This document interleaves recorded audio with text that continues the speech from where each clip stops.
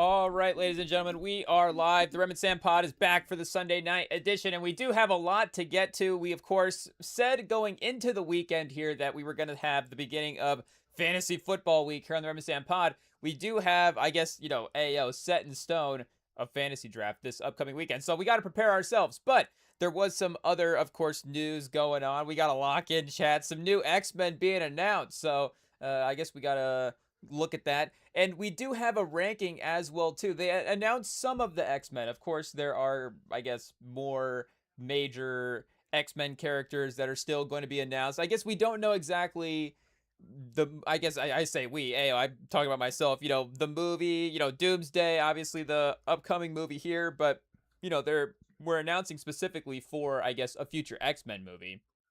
But again, I'm assuming that they're laying all this stuff out here too, as well too, because there is going to be some of that connection with Doomsday, and we know what the series, I guess, is potentially going to do with resetting the, I guess, timeline and getting characters back in. I guess that that's just get us to that point. Hey, Chad, just a nice fresh reset. It is what it is, because like we've said before, we are movie fans first.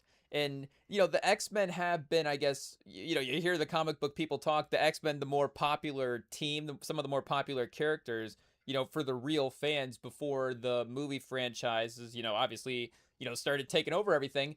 But, for us, the superheroes that I guess we grew up with in that sort of way were the Avengers. So there is always going to be that sort of nostalgia to that superhero team specifically, kind of over the X-Men. And, I guess there were obviously the movies out at the time. So again, being maybe more locked into the universe, as the fans that were more locked into the universes, they would have obviously grown up with those X-Men teams on screen and stuff. And I guess, Hugh Jackman's Wolverine's iconic and stuff as well too. But again, for us specifically, the Avengers, I guess, are, the number one team from the number one superhero team from the childhood in that way. Again, it doesn't really sound like a hot take from a movie standpoint because they're the number one movies of all time. But again, that just wasn't the case, I guess, following superheroes, for the generations beforehand. So, I guess we'll see, do the X-Men take the power ranking stuff back in some ways as well, too?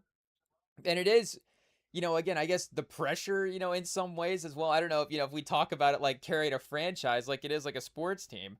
But, the original MCU guys didn't necessarily have that sort of pressure on them when they were forming the franchise. The MCU was not this. Obviously, Downey was, like a revolutionary character at the beginning of it and was able to really, launch what the MCU was able to do in the star power and just the box office stuff and all that. And, they really did nail all of the other castings as well, too. Again, obviously, they're all super beloved people, and, they're bringing them all back for this movie as well, too, because they're so, beloved. They're like, well, what do we have to do if it's not working? Just run back what was, AO working in the past, I guess. But, again, for what the expectations were of the MCU, it's not really up until this one, right now, that they do kind of have that same sort of pressure. Like they did just really cruise into Endgame pretty effortlessly with that stuff. I mean, again, just having, I guess we weren't necessarily like there, in theaters opening night for the first Avengers, but obviously the first Avengers movie back in 2012, but it just didn't happen, I guess, for us. But again, hearing people talk about just like, just even seeing the Avengers on screen for the first time, it's like, oh, what a win. And, that movie's fine as well, too. But, again, if I'm not necessarily like, I'm like a B plus superhero fan, it might not always be the number one superhero movie that I go back and queue up, just in terms of the movie quality of it. Like, again, it is obviously like a really, it's a really respectable movie. And it is, again, iconic in terms of the superhero timeline. But it's not necessarily like the number one most rewatchable superhero movie in the MCU, or just in superhero movies, or just in action movies in general. Again, once you start branching out into the genres, and I guess you could debate superhero movies versus action movies, but again, you just keep going out about what's on Tubi. Hey, I guess the Avengers hasn't made it onto Tubi yet, but maybe the Avengers, I don't know, hot take, the MCU draft movies to be on Tubi. I feel like maybe the Avengers would be a good pick. I don't know. But, again, then I guess maybe Ultron did have a little bit I guess we'd have to go back and see like the reception, critical reception for that one as well too. But obviously, Infinity War was a major win, and because of the way that it ended and just the expectations for that, and then again, by the time we got to Endgame, not even just the Avengers movie timeline of it, but the entire cinematic universe structure. Like we were just all just waiting to see, hey, like how is this going to end? And I guess there was obviously that pressure as well too. But I don't necessarily remember like the filmmaking pressure of it as much. Like it was a conversation, but just as a fan, and maybe it was me being a younger fan, maybe more committed to the movies, just more willing to give yourself over to the movie. Ayo. But again, for the expectation for the movie, it was just the anticipation of what is just going to happen in the movie, and that was a little kind of like this Spider-Man movie as well too. Like there was again the pressure for it to be good and carry the MCU, and I guess to some degree, I guess, like we were saying, even going into the movie, it's not a hot take, but from a box office standpoint, the MCU is gonna be fine there. Like, Spider-Man's gonna, be a billion-dollar movie just in general. But, again, the extra level of movie quality that it was being a great hit, it is able to even go up a notch as well, too, and be one of the, if not, I guess it might be the most successful domestic movie of all time. I don't know. We start doing the breakdown there, but again, one of the most successful, just top end grossing movies of all time. And it did have a little bit of that just willingness, or just that just what's going to happen from a storyline standpoint, and not having the pressure 100% on the filmmaking the same way that again it might be being picked apart here with Doomsday going into it.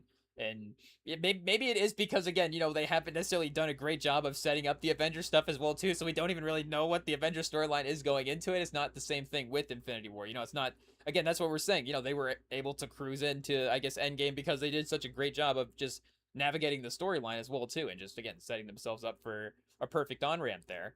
But again, like we're saying, there is I guess more pressure on the X-Men at this point to maybe after the reset there won't be, I don't know. But the MCU is still going to carry that value of the MCU of the past. Like, yes, I guess they reset the characters, but the MCU, I guess, doesn't reset the expectations. Hey, somebody in the Hollywood Reporter could rip that one off, I guess, if they want to.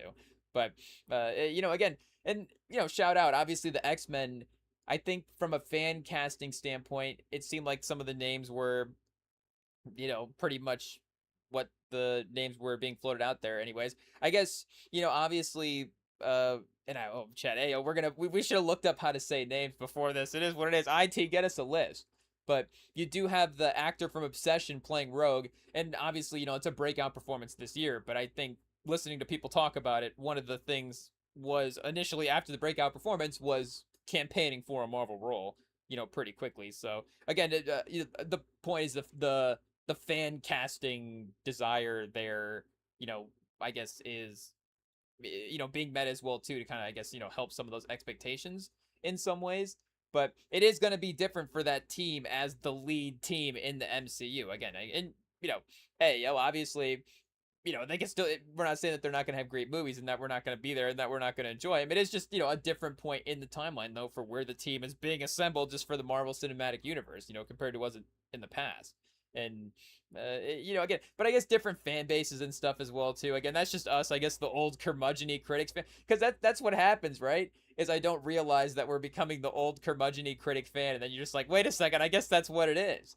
Hey, yo. So maybe it's a like we're saying, a reset moment for us as well too. We just reset our expectations with everything and just go, hey, you know what? It's just like being a brand new fan all over again of the MCU. It is what it is. But and we already did see Sadie Sink, I guess, in the Spider-Man movie. I guess do we say unfortunately? Not unfortunately. Again, the performance was pretty good, and very committed as well too. And that was very fun to see. I can't think of, there is like, what's the list of like checked out MCU performances? Hey, I guess, do we have to pull up Quantum Mania again and go through that? I don't know. But, again, for, get the cast is like, wait, which one is, everybody starts looking around, but I don't know if the cast is all watching this together or not of Quantum Mania. Do they still hang out? Probably. Is that one of the movie sets where they're like, oh, let's get together every year, the Quantum Mania anniversary? Like, it may not be great on Rotten Tomatoes, but we still like hanging out. And I guess there is some overlap from the other Ant-Man movies as well too. So you could imagine like just the OG Ant-Man crew getting together. I don't know, Michael Douglas and Paul Rudd and you know, who's the guy that Michael Pena. They're just getting together for like a lunch every year, just like, oh, let's celebrate the Ant-Man movie. I don't know. But Michael Douglas, he might be available for a lunch too. I don't know. But can he call in Michael Douglas? Can we get Michael Douglas? I don't know. Maybe not. He probably just wouldn't want to do it. I guess he might be available, but he probably just wouldn't want to do it. It is what it is. But so we'll have to see. See if we can talk Michael Douglas into calling in. I guess we'll have to see if we can. We'll have to just start finding where he goes to lunch and see if we can run into him, and then you know. Oh, I guess that's what he needs to hear though, right? When he's out on his lunch break but we'll drop it in like a year later. I don't know. No, we'll see what happens. But yeah, shout out to Michael Douglas. It's just because we're fans, Michael Douglas. Just take a compliment. Hey, yo, it is what it is. We just like you just made good movies. Hey, yeah, that's all it is. But what are we saying? And MCU. I guess we can't bring him back. Maybe we can. I don't know. Michael Douglas is like, what's the guy? Who's the guy in the wheelchair? Ayo, Professor X. I guess because they did. He was one of the names they did actually recast as well too. So continuing the lineage there. Ayo, a third Professor X, I guess, which they are kind of getting into that type of territory a little bit, because again, the Avengers have only really done one version of each character as well too. I guess there are some sneaky superheroes that have had multiples, like Daredevil, Ben Affleck beforehand and stuff. But again, for the most part, it's Batman and Superman and Spider-Man have been the mains, and I guess Hugh Jackman as well too would be kind of like a one take superhero, Wolverine kind of the whole time. But the Fantastic Four is obviously, and I guess it's obviously different. Spider-Man keeps getting recast because it keeps working. The Fantastic Four keeps getting recast. Maybe hasn't necessarily obviously worked to the degree of Spider-Man.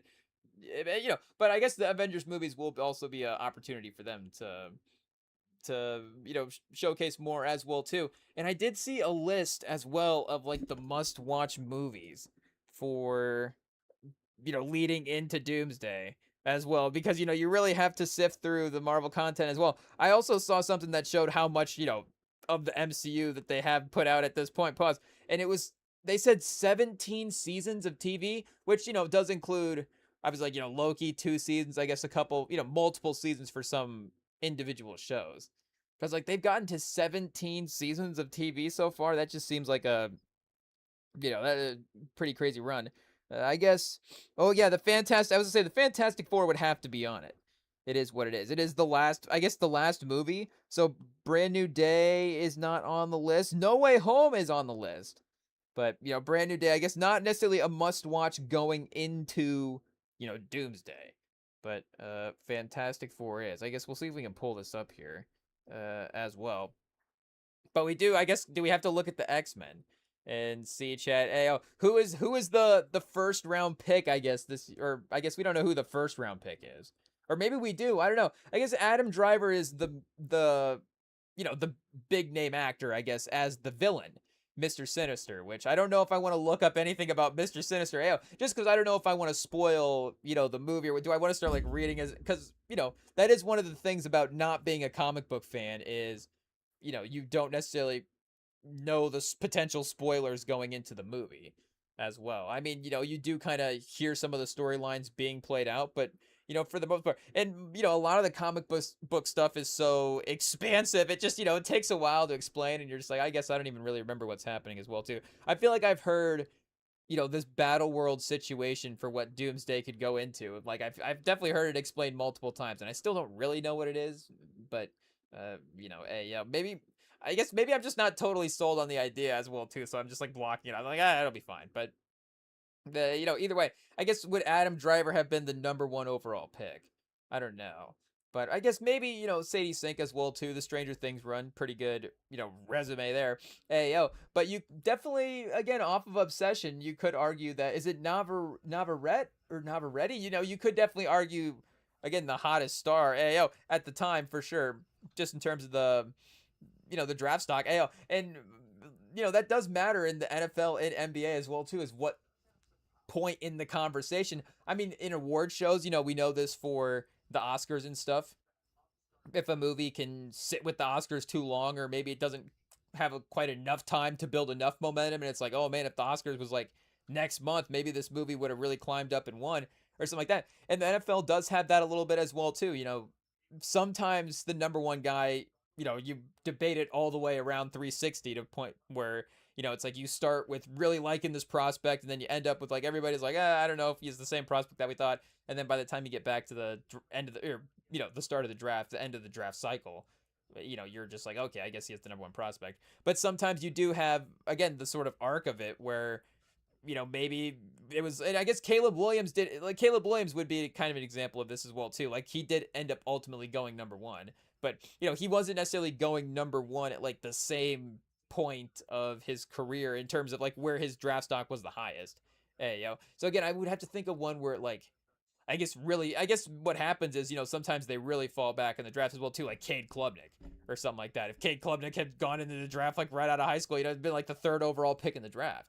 But, obviously, played a couple seasons. But, again, I guess I have to, think of a really good example for a year to year situation there. But, again, you could have argued off of the movie, again, number one, and kind of weirdly as well too. I guess Samara Weaving, as well in some ways.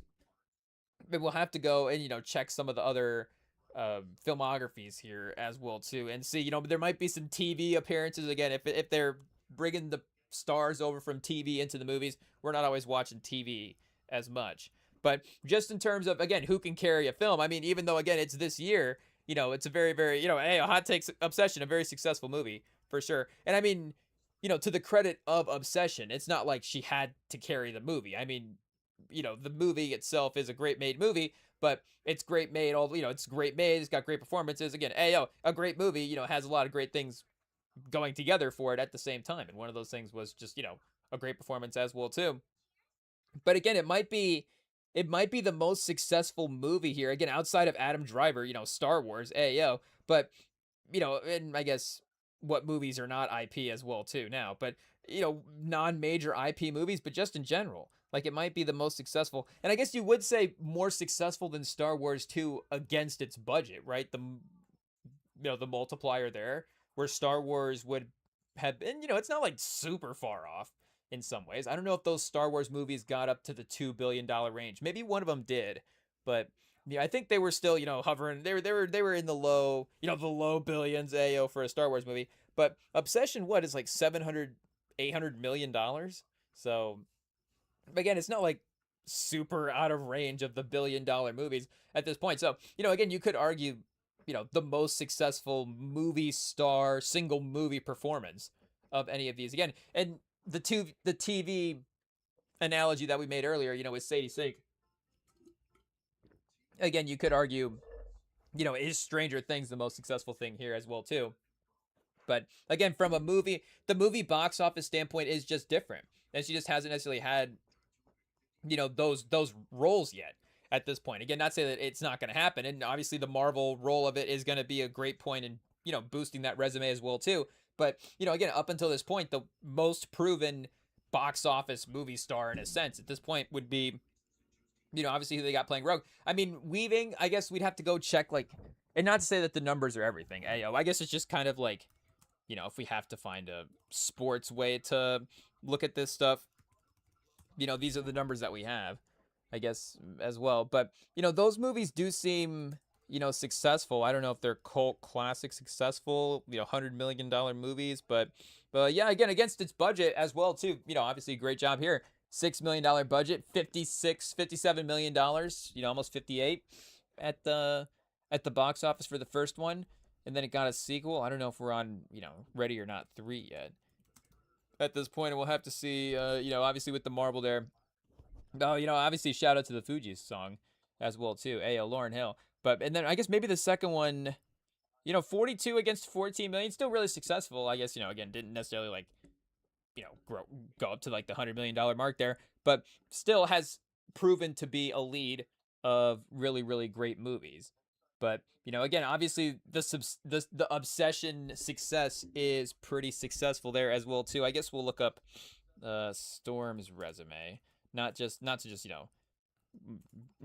rip through everybody's resumes here, but just to remember and see what the movies are as well. Let's see, chat. Hey, yo, Wikipedia's got to catch up.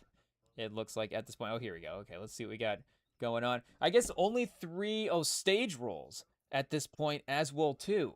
Merrily we roll all along, and Juliet is I guess the name of the play. So I guess and Juliet, but also and Juliet. Joe Turner's Come and Gone, 2026 as well too. So maybe we need to be more updated on the play game. Hey yo, chat, University of Michigan as well too. Look at that, maize and blue. Oh, chat, they've got we do have a Wolverine.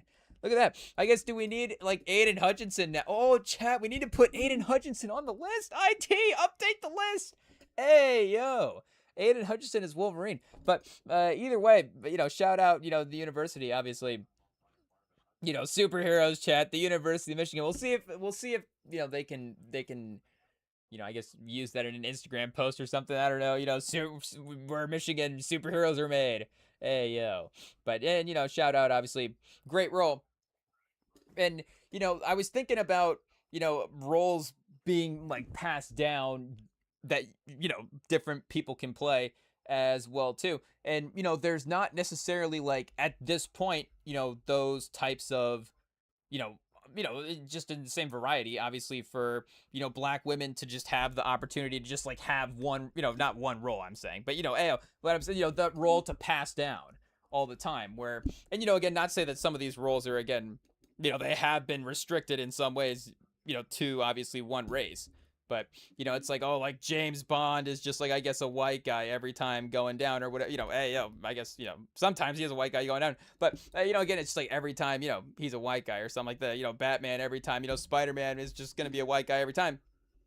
And there hasn't necessarily, and obviously this goes for, so many people as well, too.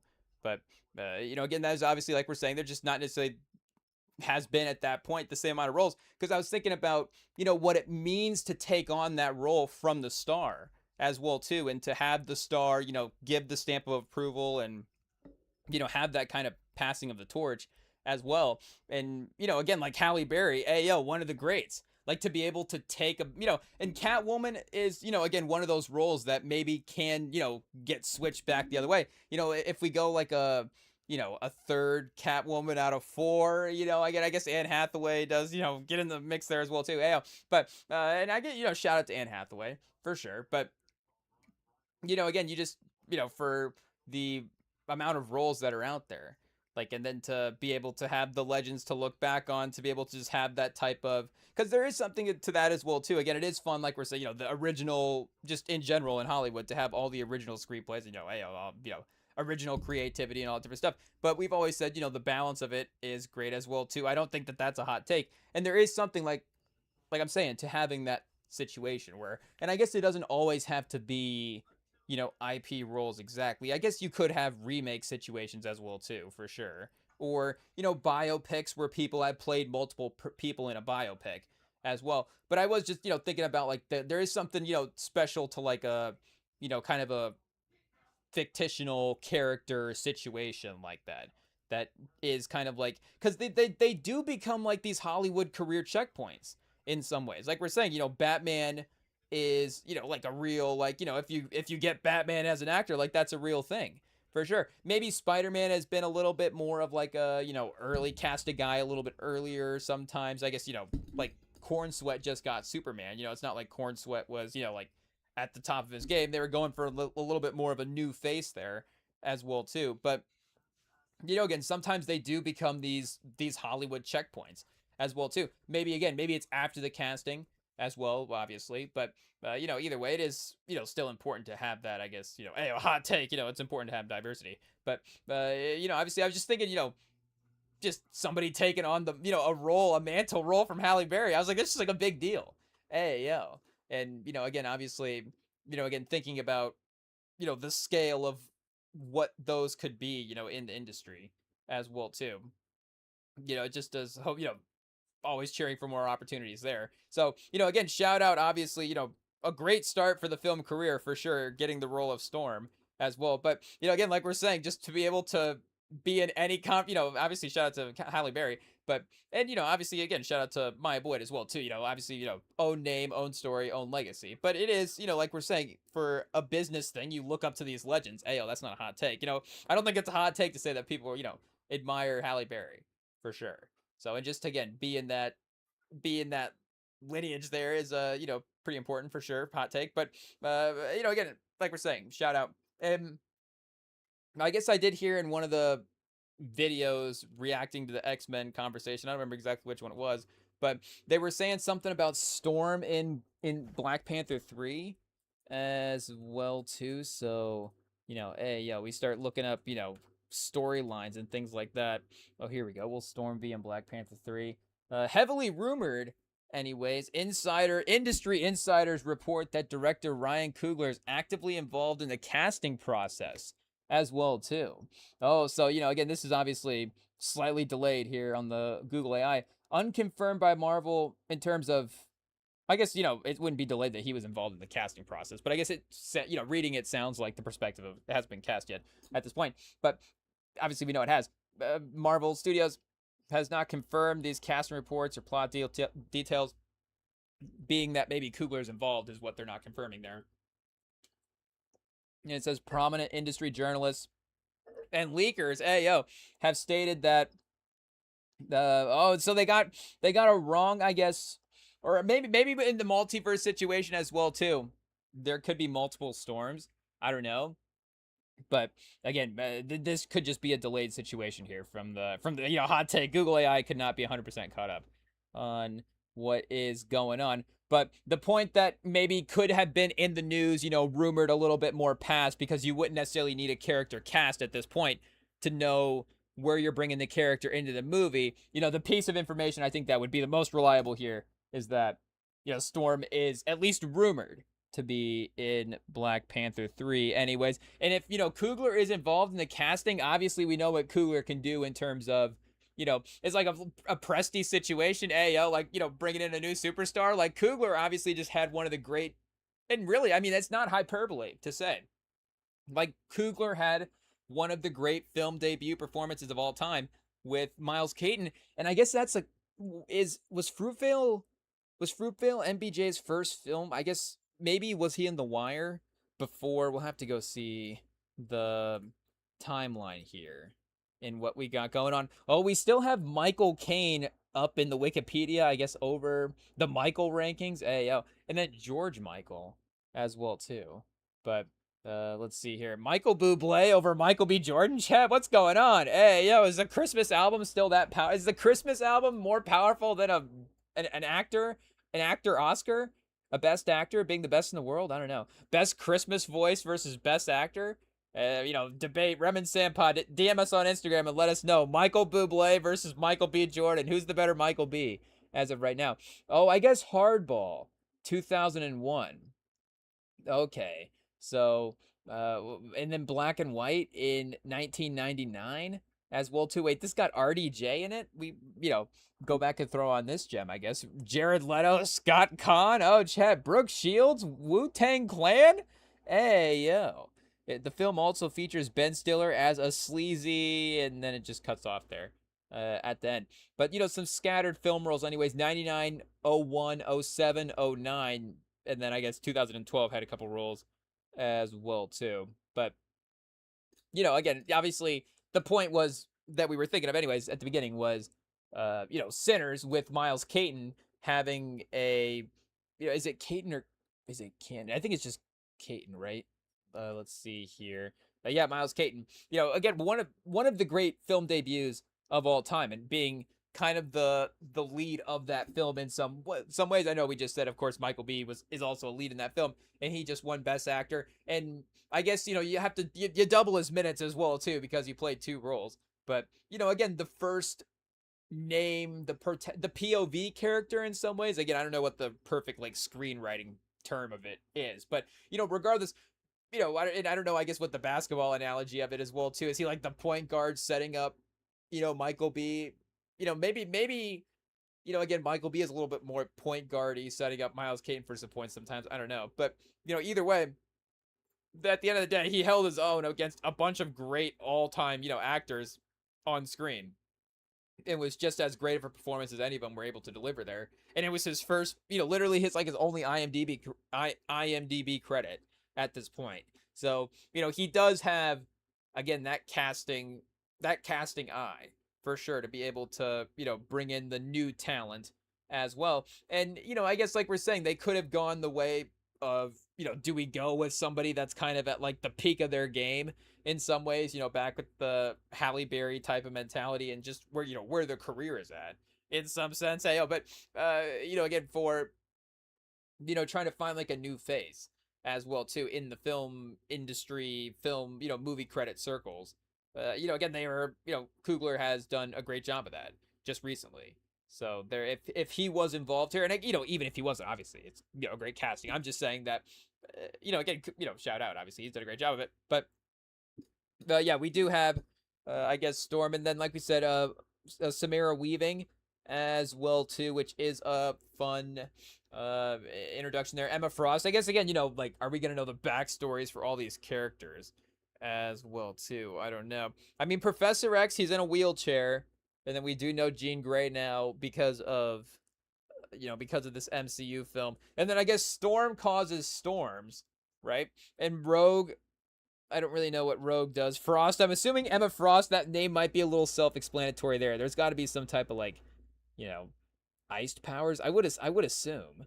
Right? Let's see here. Emma Frost. What do we got going on? Okay, so that makes sense. Also known as the White Queen. Whoa, a powerful mutant. I don't know if they're going to use that title in the MCU or not. She features high level telepathy and unique ability to transform her entire body into a flexible organic diamond.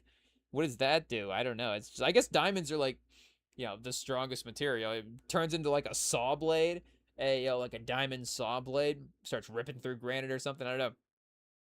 Telepathy ranks among the strongest mental powers on Earth. Capable mind controls illusions, memory manipulation. So there is definitely going to be a lot of telepathy now in the MCU. We haven't really had that quite yet. Doctor Strange has had some Force-like abilities. He's, the mysticism, the woo, but up until now, we haven't really had like mind control, telepathy, obviously, the galactic cosmic power type stuff. It says redemption arc. She began as a villain. I guess is that like, every X-Men is an anti-hero at some point, but she began as a villain and the White Queen of the Hellfire Club, later transitioning into mentor, headmistress, and core leader of the X-Men. Yep, that sounds about right. But the past portrayals played by Tanya Tozo in 2009, and then January Jones in 2011. So I maybe Samara Weaving set to take that role up a little bit as well too. And we should also shout out Jake Schrader, who was the director of Thunderbolts, if I'm not mistaken. So we could also see what he's done besides that as well too. But just again from a Marvel standpoint, like when they were, when the MCU was transitioning over into this multiverse saga era after the Infinity Saga, and I know because of some of the storyline stuff that they're still doing, it still does feel connected to the later, the last timeline of movies in some sense. But, again, when they started resetting a little bit, obviously our guy, who just directed the Spider-Man movie, directed Shang-Chi. That was, amongst our favorite movies of the newer movies there. I guess he did have like Sam Raimi on Doctor Strange, so maybe not like new to the superhero stuff as well, but also again the Thunderbolts was a super fun movie, and to see him get a sort of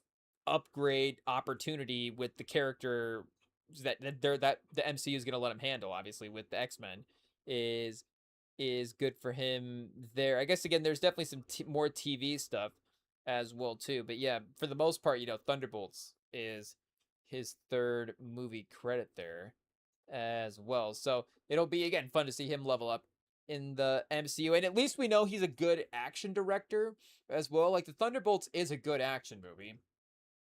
Like again, I guess the Russo brothers, it maybe because they haven't had the thing outside of Marvel at this point that's really blown up. Maybe they're still kind of defined to like the action genre as well too. I guess maybe Taika Waititi would be like the most. Well, no, Chloe Zhao won an Oscar as well too. I'm trying to think like who would be the best like all-round filmmaker. I guess Coogler, would be the best all-round filmmaker outside of outside the MCU, just in general, what they can direct. But again, either way, he can direct in that genre really well. Like if X-Men's like a really sleek, fun action movie like the Thunderbolts is, then worst case scenario, it's like a high B plus, and that's insanely watchable as well too. Like we're saying, is there the expectations of the X-Men movie? It has to be the new Avengers, the first Avengers movie, like in 2012.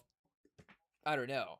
But if it can fall somewhere between, I guess, Infinity War and the Thunderbolts, I don't know what the scale is there for team up action movies, but those are both still again really successful movies. That's what I guess the scale of successes would have to be somewhere in there. You would, I guess, want it to be better overall than Thunderbolts in some ways, but and you are again leveling up the villain as well too. No offense to Lewis Pullman, I think Adam Driver's just, and I guess we can check back in 2028. Who knows? Lewis Pullman might pass Adam Driver in our actor power rankings in 2028. Who's to say? But as of right now, I think Driver would be a little bit higher up on the actor power rankings. Now the team power rankings, again, it was the Thunderbolts are actually a little bit more proven now at this point than the X-Men from an actor standpoint.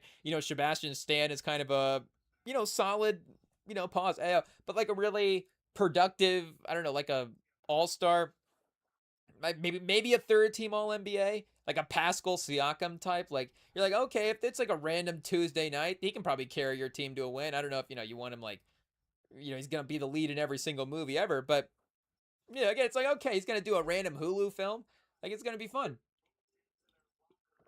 What's what's the one where he's like, he's like, I guess I don't know even how do we describe it. He's like butchering people up.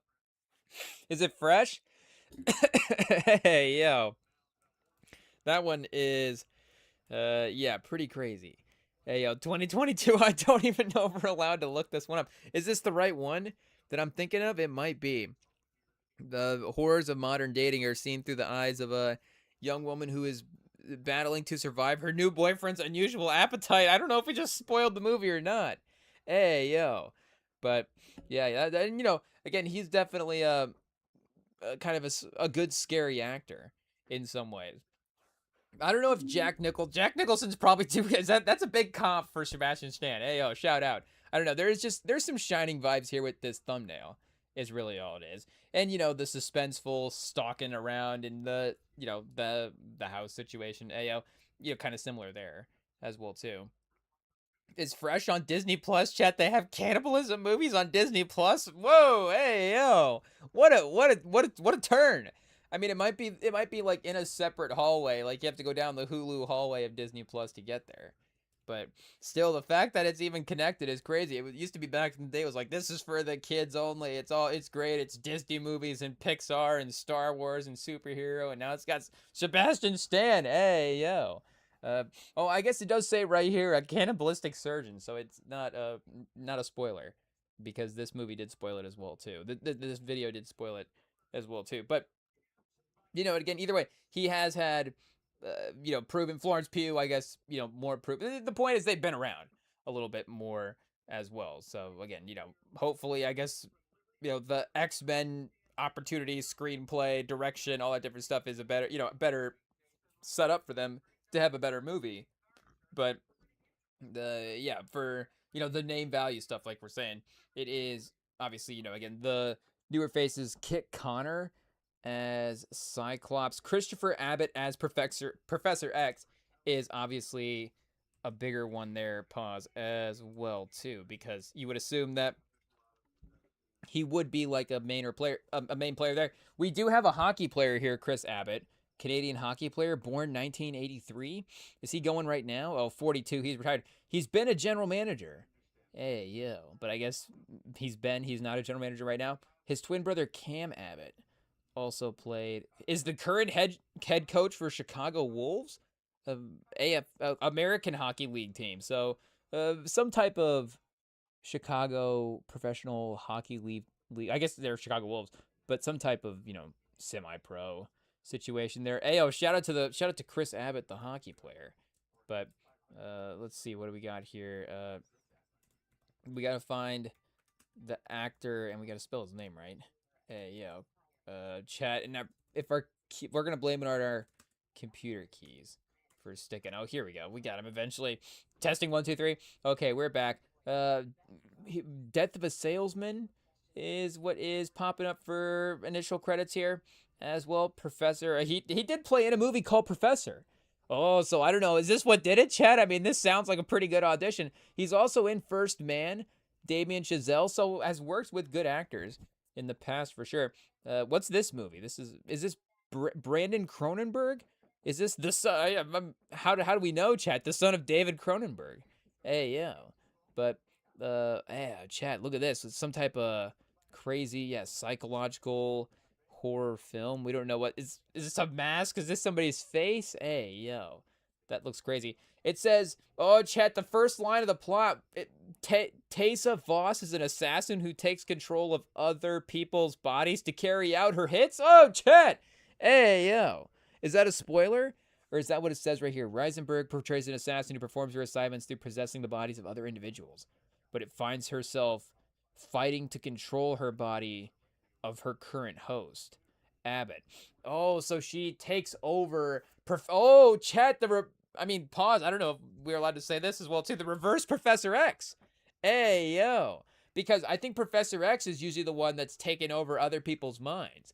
Unless it's Scarlet Witch when he goes in. Still, probably is that probably the best kill in the MCU at this point. Not to spoil, Doctor Strange if you haven't seen Doctor Strange yet.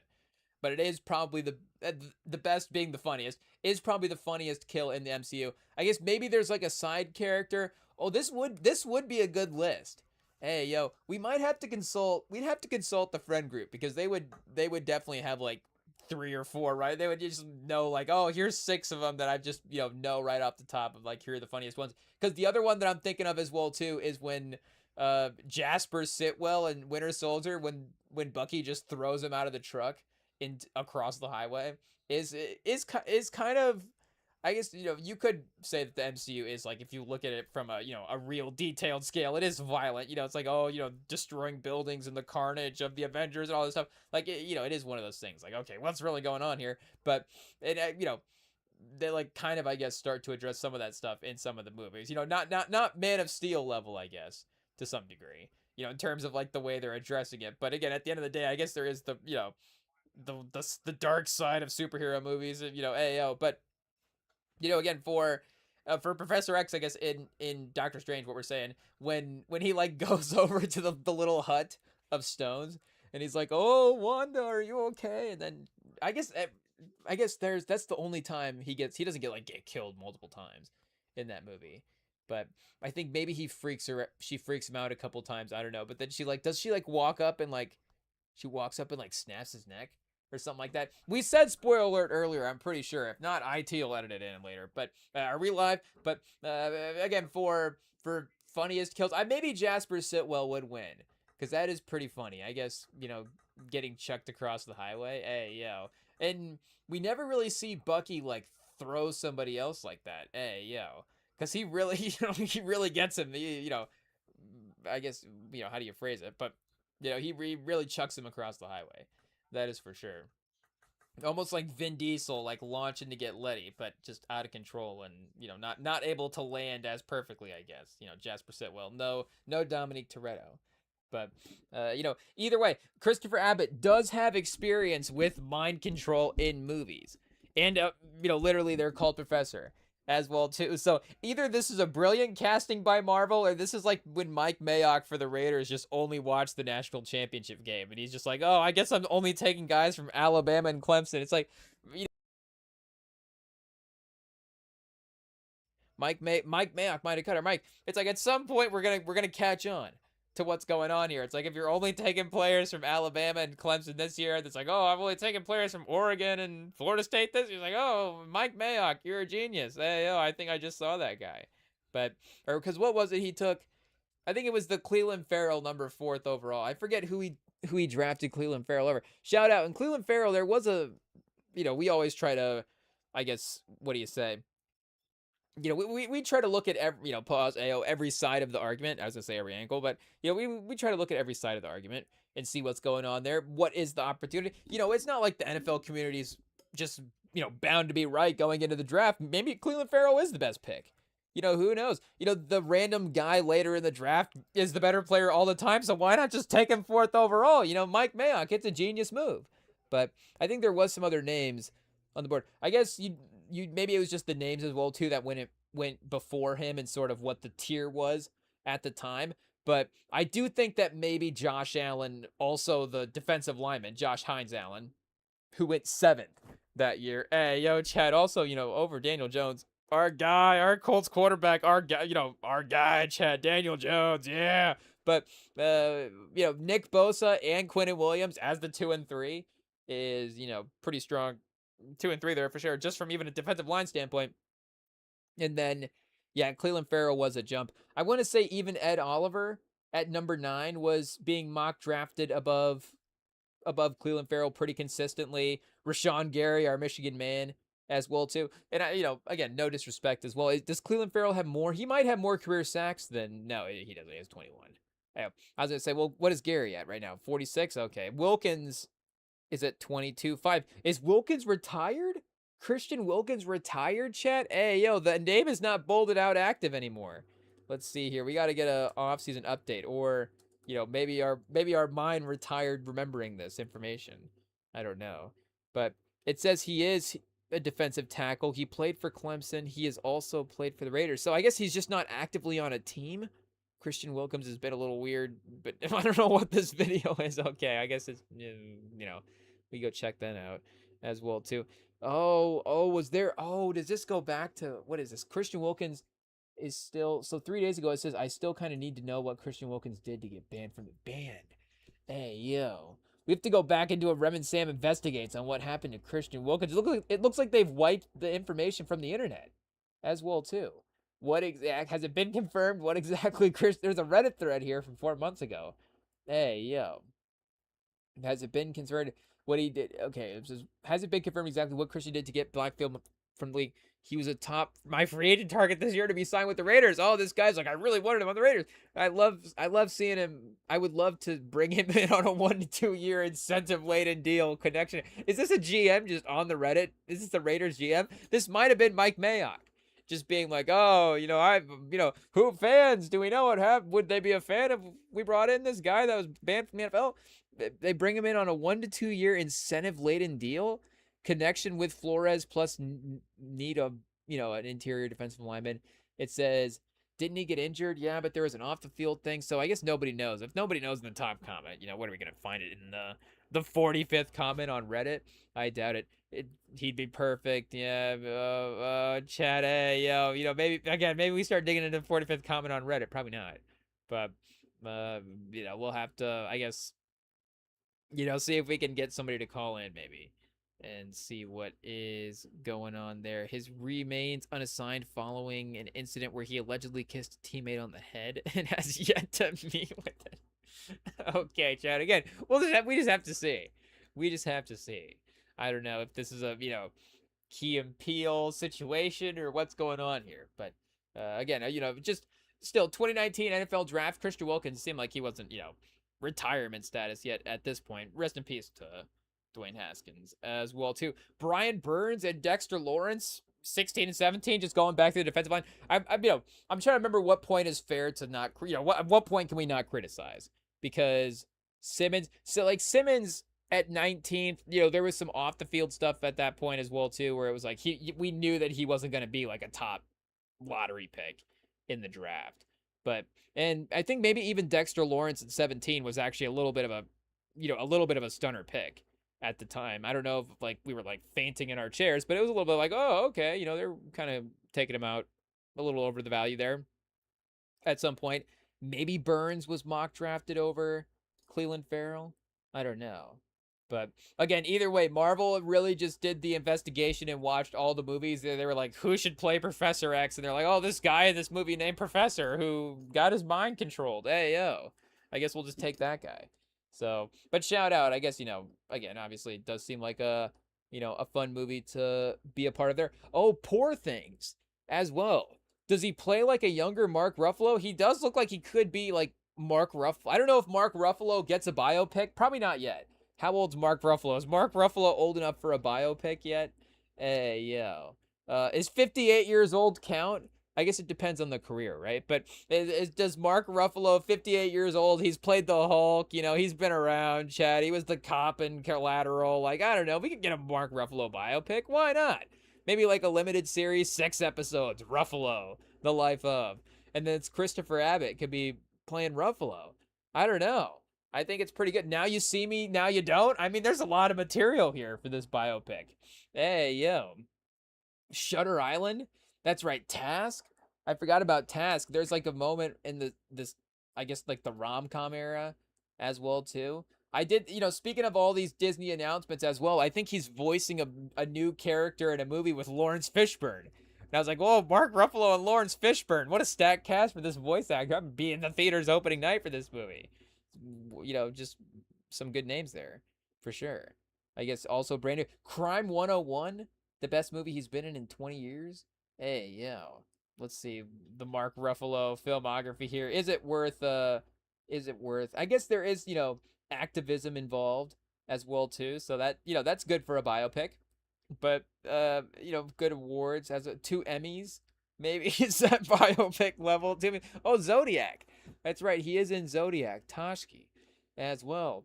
Go Home. What's his name? What's the name of Gyllenhaal's character in that movie? Graysmith. He's like yelling at Graysmith. Oh, he's in Good Sex as well too. Hey, yo. Mickey 17. He's in Mickey 17, Adam Project, Captain Marvel, anything, Foxcatcher, Infinitely Polar Bear. Also an executive producer on Infinitely Polar Bear with Zoe Saldana. Okay. Date Night 2010. Directed by Sean Levy. Stars Steve Carell, Tina Fey, Taraji P. Henson, and Common? And Mark Wahlberg? Whoa. We do like a what do you say? Like an ensemble romantic comedy. That's pretty good. Common. We got to put Common on our list for Wolverine rankings. Chat, they keep growing. Ayo, pause. We've added Aiden Hutchinson and Common since we started, and we haven't even gotten to the power rankings yet. We might not even need to get there. We got 2 names that are pretty good already, but Mark Wahlberg as Wolverine, chat. We're good. Yo, it is what it is. To be too low key, maybe. Too, I don't know. Boston Wolverine would be a little bit different, but yeah, we'll have to see if Mark Ruffalo is deserving of a biopic, I guess at this point, because I don't know if like Abbott, down the line. I guess he is. He's 40. He's only he's 15 years younger than Mark Ruffalo, and he's gonna play him in a biopic. Oh, Andy's with Aubrey Plaza as well too. Mark Ruffalo Jr. and Aubrey Plaza together, chat. That's pretty cool. Hey, yo, shout out. But I guess, yeah, he's in Poor Things, and then Wolfman as well, 2025. The film stars him, Julia Garner, Sam Yeager, if I'm saying the last name right. Let's see what it says here.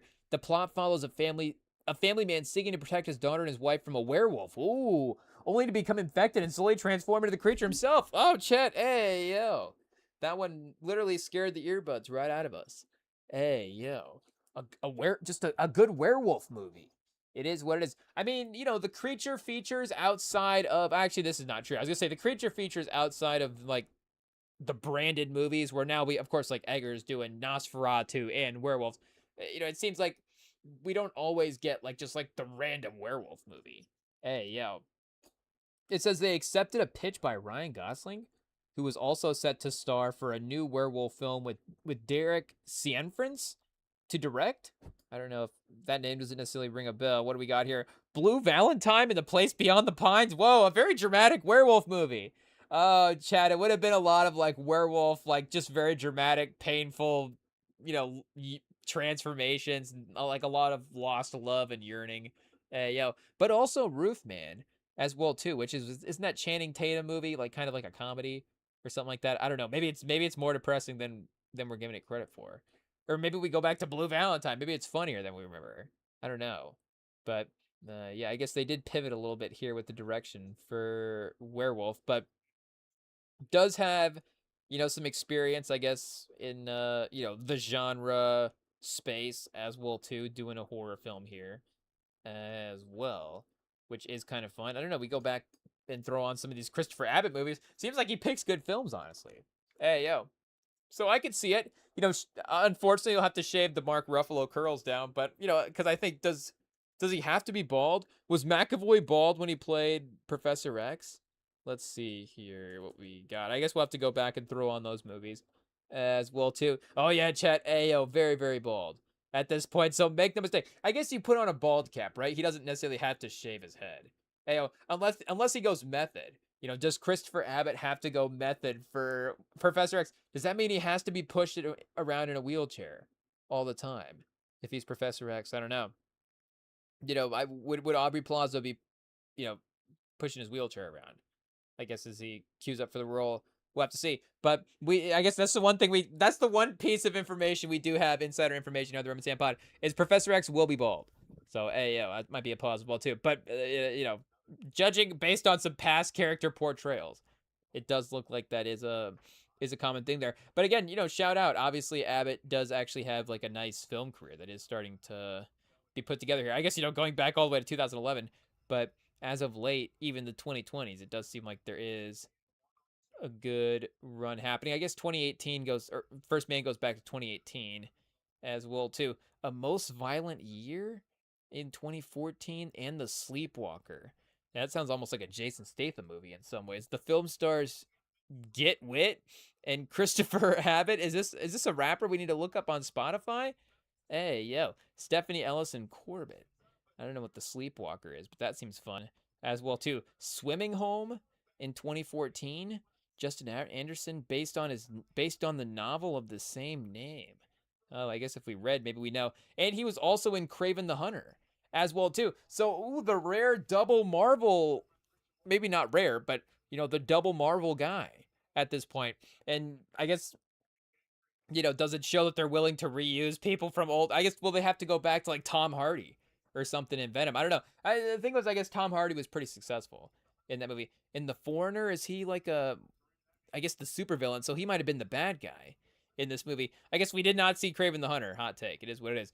A supervillain appearing in the Marvel comics, published by Marvel, formerly married. Oh, I thought it was gonna say Silver Surfer. Silver Sable. The Foreigner is a mercenary assassin. Although he has no superhuman abilities, he trained his body to be in peak physical condition. Oh, okay, so MMA type of guy. Hey, yo, I guess we'll have to see where he's at here in the cast for Craven the Hunter. I guess we got Craven.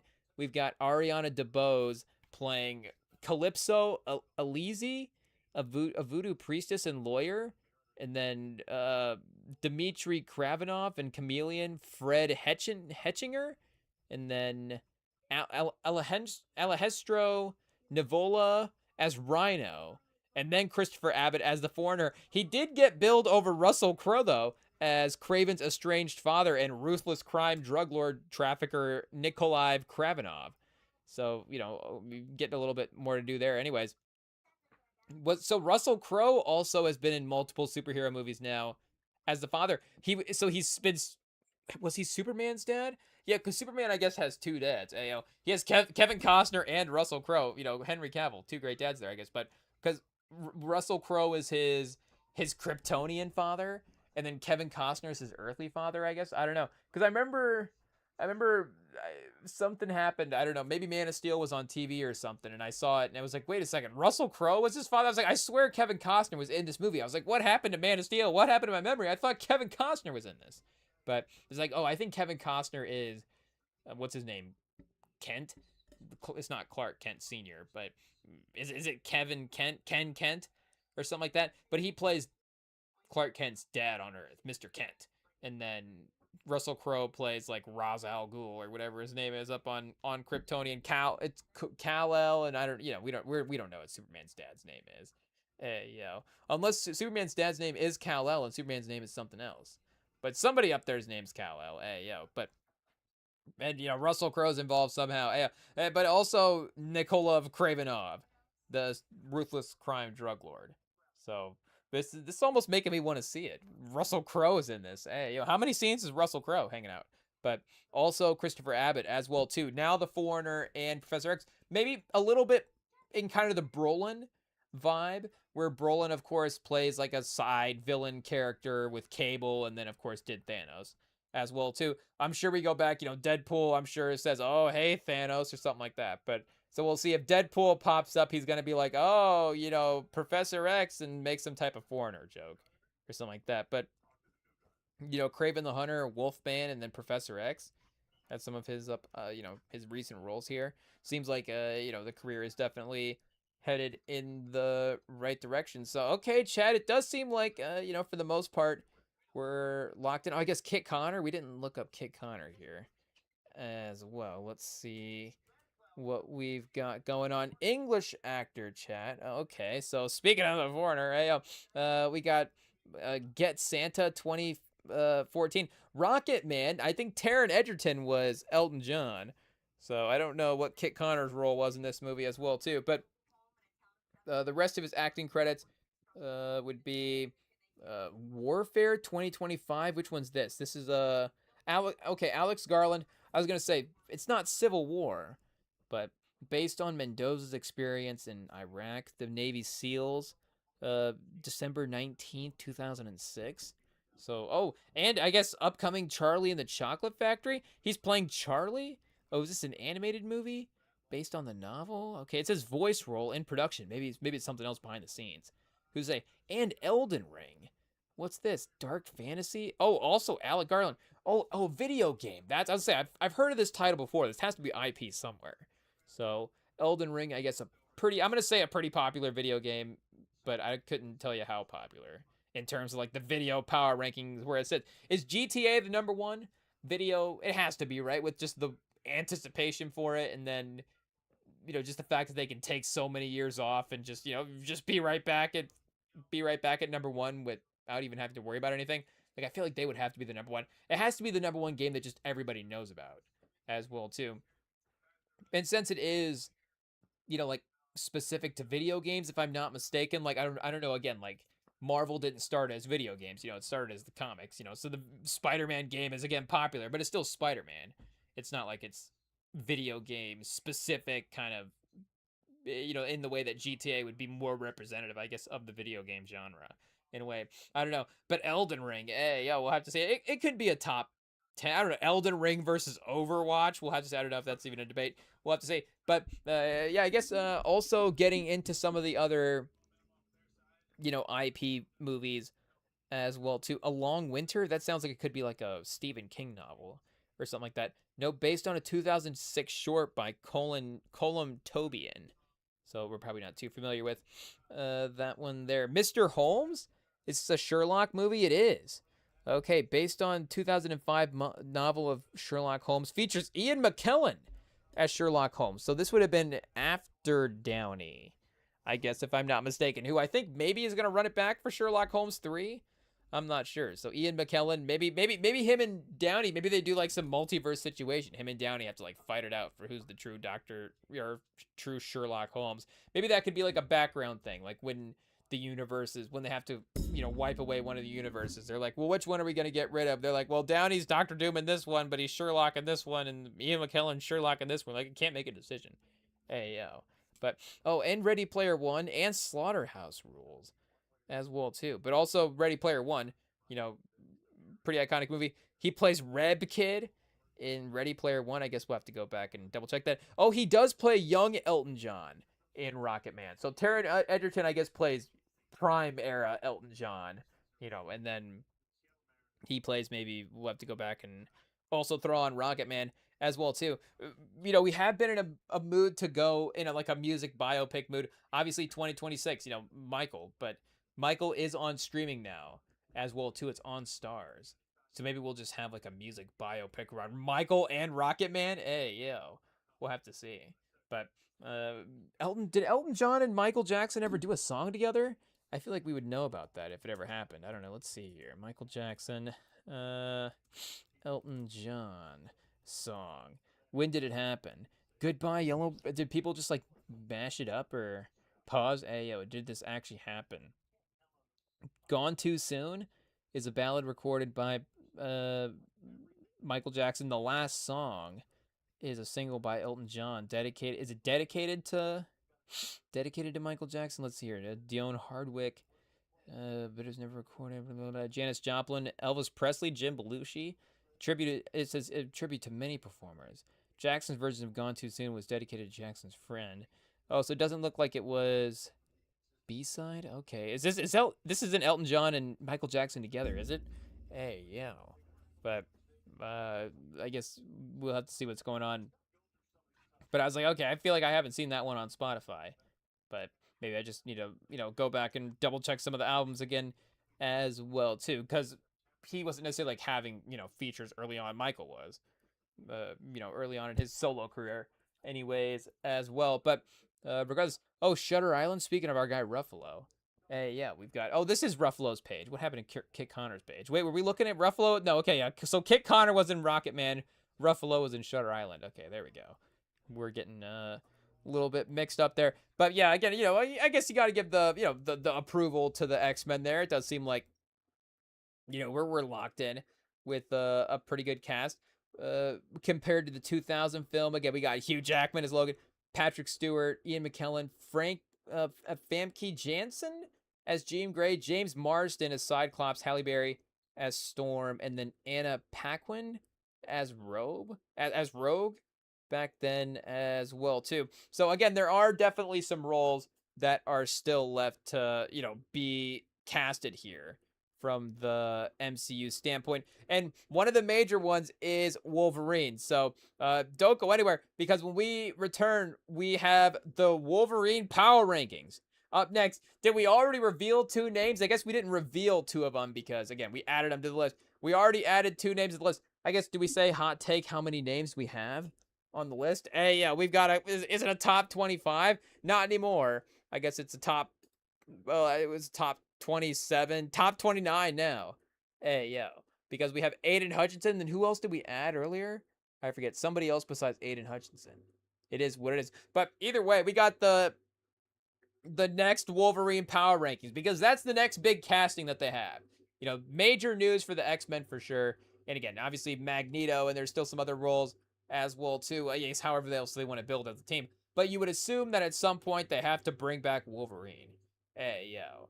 So, and make no mistake, they just casted Black Panther again as well too. So it's like, if they never recast Wolverine, they're like, Hugh Jackman's too iconic for the role. It's like, okay, wait a second, probably other characters we could have retired their numbers first, but retiring Hugh Jackman numbers first, I guess, of all the characters, hey, yo.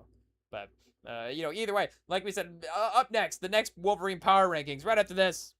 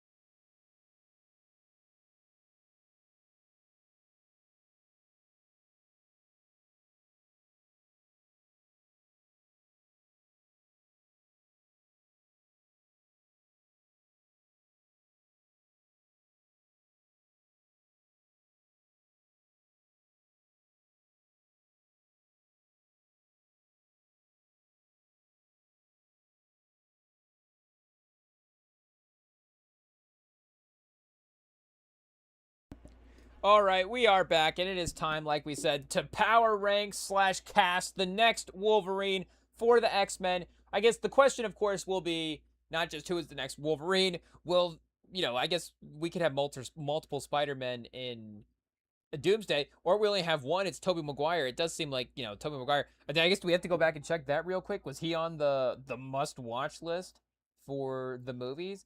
But will it be Hugh Jackman as the Wolverine in Doomsday, or again, is there a sneaky secret recast they're not announcing or something? But I just don't think that if they don't have it recast at this point, maybe they'll announce it, just randomly when they do. Just like, hey, here's the Twitter post of here's Wolverine, or we'll just do like a fancy video drop or something like that. But I guess actually on the must watch, and obviously the older X-Men as well too would have the Wolverine movie, Wolverine character in that, but Deadpool and Wolverine as well too. So maybe that's a little like, okay, Hugh Jackman, the Wolverine character there. I guess I haven't seen that one as well too. Is this list intentional, or is it just all the movies that we haven't seen? But it does have the first Avenger on here, so I guess that's him going back in time with Peggy Carter, just being that setting as well too. Maybe we'll go through the list in a little bit. Again, that's not the point. The point right now is to power rank the next Wolverine in the MCU.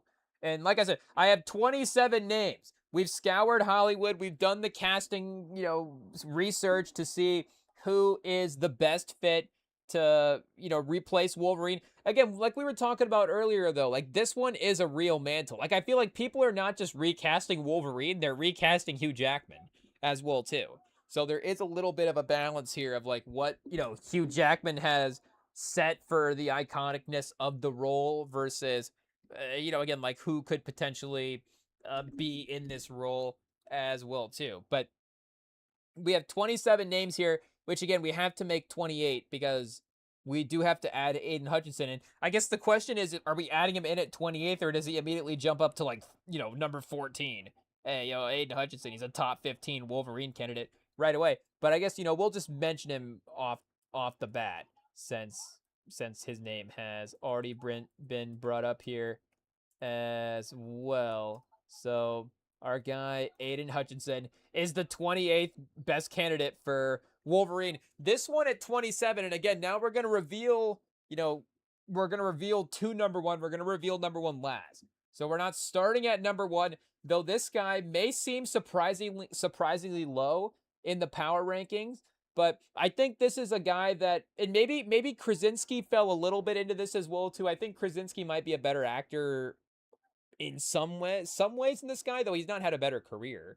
But number 27 is going to be Keanu Reeves, who has been maybe one of the top Instagram post guys that you see as like, oh, like fan casting will have artwork as Keanu Reeves as Wolverine, but I don't know.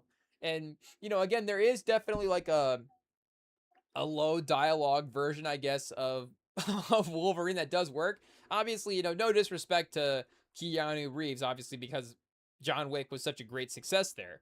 But there is a very streamlining of Keanu Reeves' abilities that do work. Now, he has had great careers with parts where he does have to, do a little bit more. Hey, Devil's Advocate. If it's like the Devil's Advocate combined with John Wick, is that the right tone for Wolverine? But I think maybe time has passed for that at this point. But again, if we really start getting down the list, if we call all 26 of these guys and none of them are, and none of them are able to play Wolverine in this upcoming MCU movie for some reason, who knows what kind of scheduling difficulties are going on in Hollywood right now. But if we have to get to Keanu Reeves at number 27, honestly though, I think I'd rather have Aiden Hutchinson than Keanu Reeves as Wolverine. No disrespect. This is gonna sound so disrespectful to Keanu Reeves. I just think it's bad. I just think it's not a good part. And maybe I'm the one guy in the meeting that's like, I just don't think Downey can be Iron Man. I just don't see it at all. Like Charlie, would we have casted Charlie Chaplin as Iron Man? I don't think so. But again, I just don't see. I think the John Wick to Wolverine, A to B is a lot closer to the Charlie Chaplin to Tony Stark A to B. And I'm still, more hesitant about Keanu Reeves there, in a sense. But again, he would definitely do some of the action stunts well. If Wolverine, with the claws, if he was like more tactical, Wolverine's like, I don't even need the claws. I'm so good with guns that after the John Wick movies, Wolverine's so tactical that he doesn't even need his claws anymore. Maybe he brings a new side of the character. But I think from an acting standpoint, like this is the thing about Wolverine as well too. Like Wolverine has to be the sort of lead of the team from a storyline standpoint. So assuming that they go back, obviously they went that way with Hugh Jackman, but it is Wolverine as well too. Like we Google most popular superheroes of all time, like he's arguably on the Mount Rushmore. So you're taking over a real role here. Aiden Hutchinson being the face of the MCU would definitely be a challenge, but I think that maybe he would be more equipped than Keanu Reeves, but Keanu Reeves does have a resume, so we'll keep him at 27 for now. But at 26, we do have another athlete. So again, if we go through Hollywood and we're trying to get these actors, just nobody wants to take the role of Wolverine for some reason. It's too much of a mantle. Maybe, some other people maybe have been in other franchises. I guess we're trying to not like borrow too much from other franchises, but there is some overlap. But if we do have to, try to dip into the athlete pool as well too, then this is a potential option who does have the potential fighting skills. And I don't know what the acting background is at this point. We'll have to double check the roles. But we're going Francis Ngannou as Wolverine, number 26 option, former heavyweight champion of the world in the MMA. And I guess not the heavyweight champion of the world in boxing. Unfortunately, do not watch the Anthony Joshua clips. Hey, yo.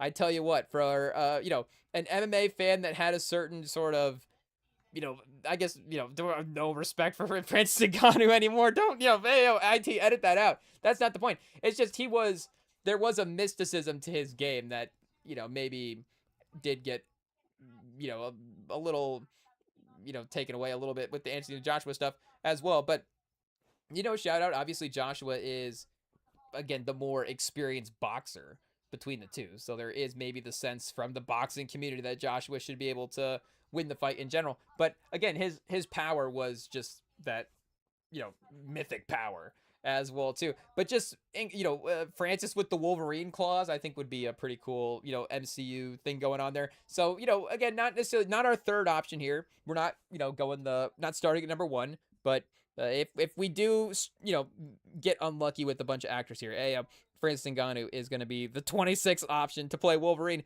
on this list. So now we're in the college football power rankings now. The top 25. This is where it really starts to, I guess, heat up. This is a bit of a poll chat, but we're really trying to find a new name for Hollywood here. We're going to the world of BET Plus. Hey, yo. And we're going to a little TV show known as All the Queen's Men. And we're taking a guy on there named Jeremy Williams, who, again, we're just really going for the poster, I think, at this point, because this is maybe Francis Ngannou would be up there as well too once he starts getting on screen, if that acting is a route that he's going to take. But this is maybe like the most jacked guy that we could get to play Wolverine out there. So I think we have to have him on the list as well too. Let's see if we can get the actor as well. Let's see here. Yeah, Chad, here we go.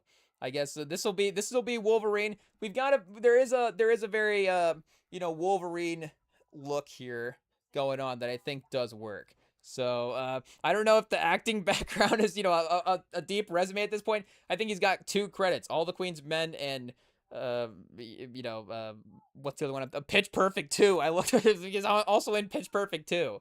So I guess I don't know if we'll go back and queue that one up as well. But we have to have him on the list for Wolverine at number 25. At number 24, this guy, again, if this maybe is not a Wolverine recast, this is more of a Hugh Jackman recast, because this guy is known as, I guess, do we say this? Is it the Scottish Hugh Jackman? It is the Scottish Hugh Jackman, Stuart Martin.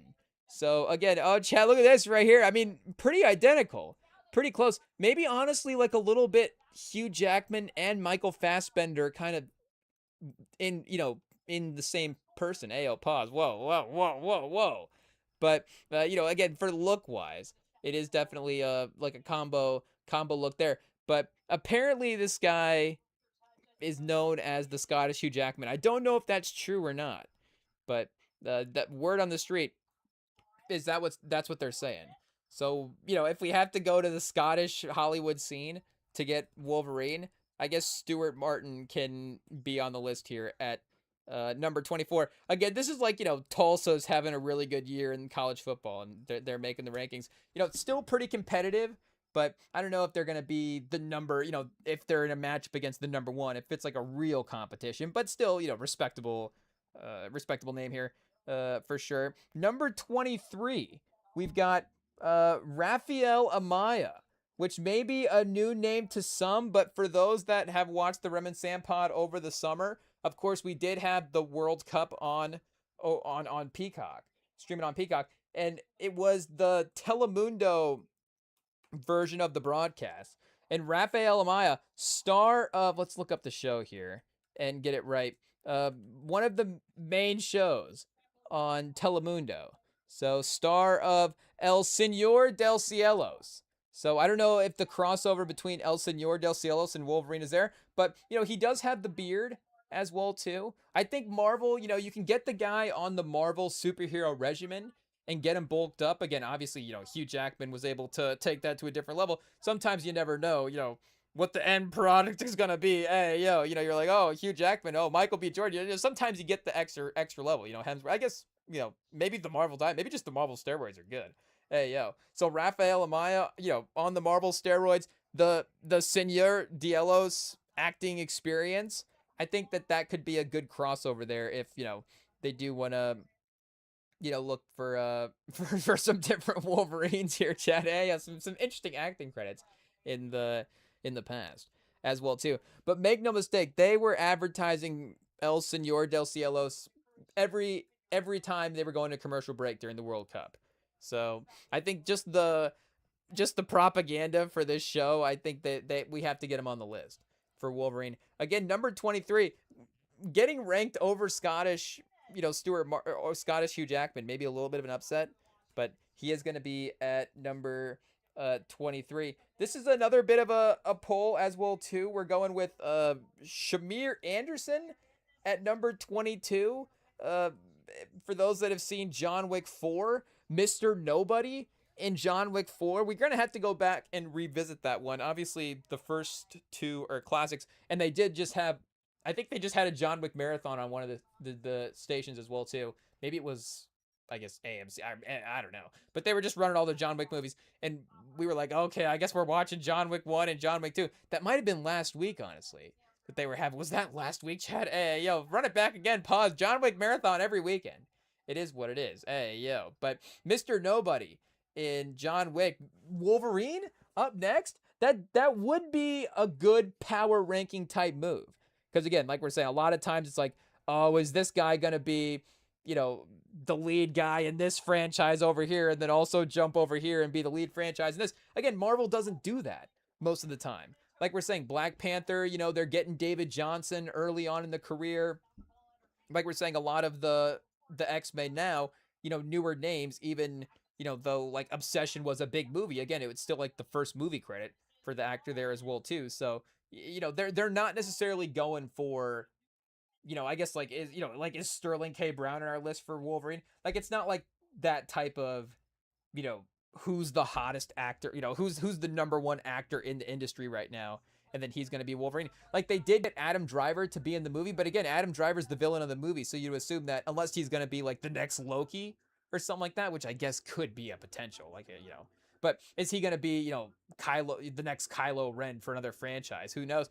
Or is he going to be a one-off movie villain like Michael Keaton was for the Spider-Man movies? Like it would be a little bit more in that type of role in my mind anyways. But if they were going for, again, action franchise, who has been in a big star type, who has been in a big movie, in front of a big audience, on screen with big personalities before and held their own, and can obviously have the physicality of these action type roles.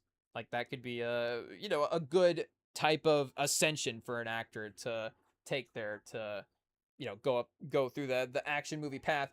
But number 21, speaking of action movies, we're going with Dominique L. Santana, who is, maybe not the most known name, but is the guy who does play Suge Knight in All Eyes on Me. So again, we get the sort of, Marvel pre-movie workout plan.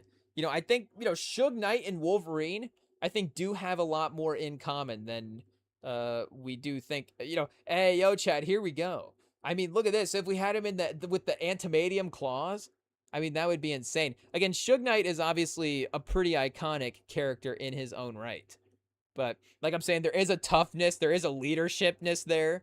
Hey yo, there is kind of an anti-hero vibe, Wolverine, Suge Knight. Hey yo, but I don't know, would that also be kind of the same path? Because again, this would be like, good character work as Suge Knight. Like he's legitimately good as Suge Knight, but I don't know if like All Eyes on Me is like the most seen movie. So if we're going for our sort of underrated actor sort of vibe, like you can kind of still have the Suge Knight guy be Wolverine. Maybe it's like Wilson Fisk in the new Marvel universe or something like that. I don't know. Like is Suge Knight more like Wilson Fisk than he is like Wolverine? Maybe so. I'm not sure. That maybe other characters that Suge Knight specifically would be more have more like. But either way, is this in the movie chat with the plaid? Hey yo, look, shout out. It is what it is. Do we need to go back and watch the scene where he has like the mashed potato, like shoves the mashed potatoes in the guy's face? It is a little like Al Capone in The Untouchables, or I'm sure there's a Godfather sequence or something where there's anytime you have a mobster that's making some type of declaration around it, all he's got all the mob guys around having a dinner, and he's got to like prove a point to one of the mob guys. That scene always works.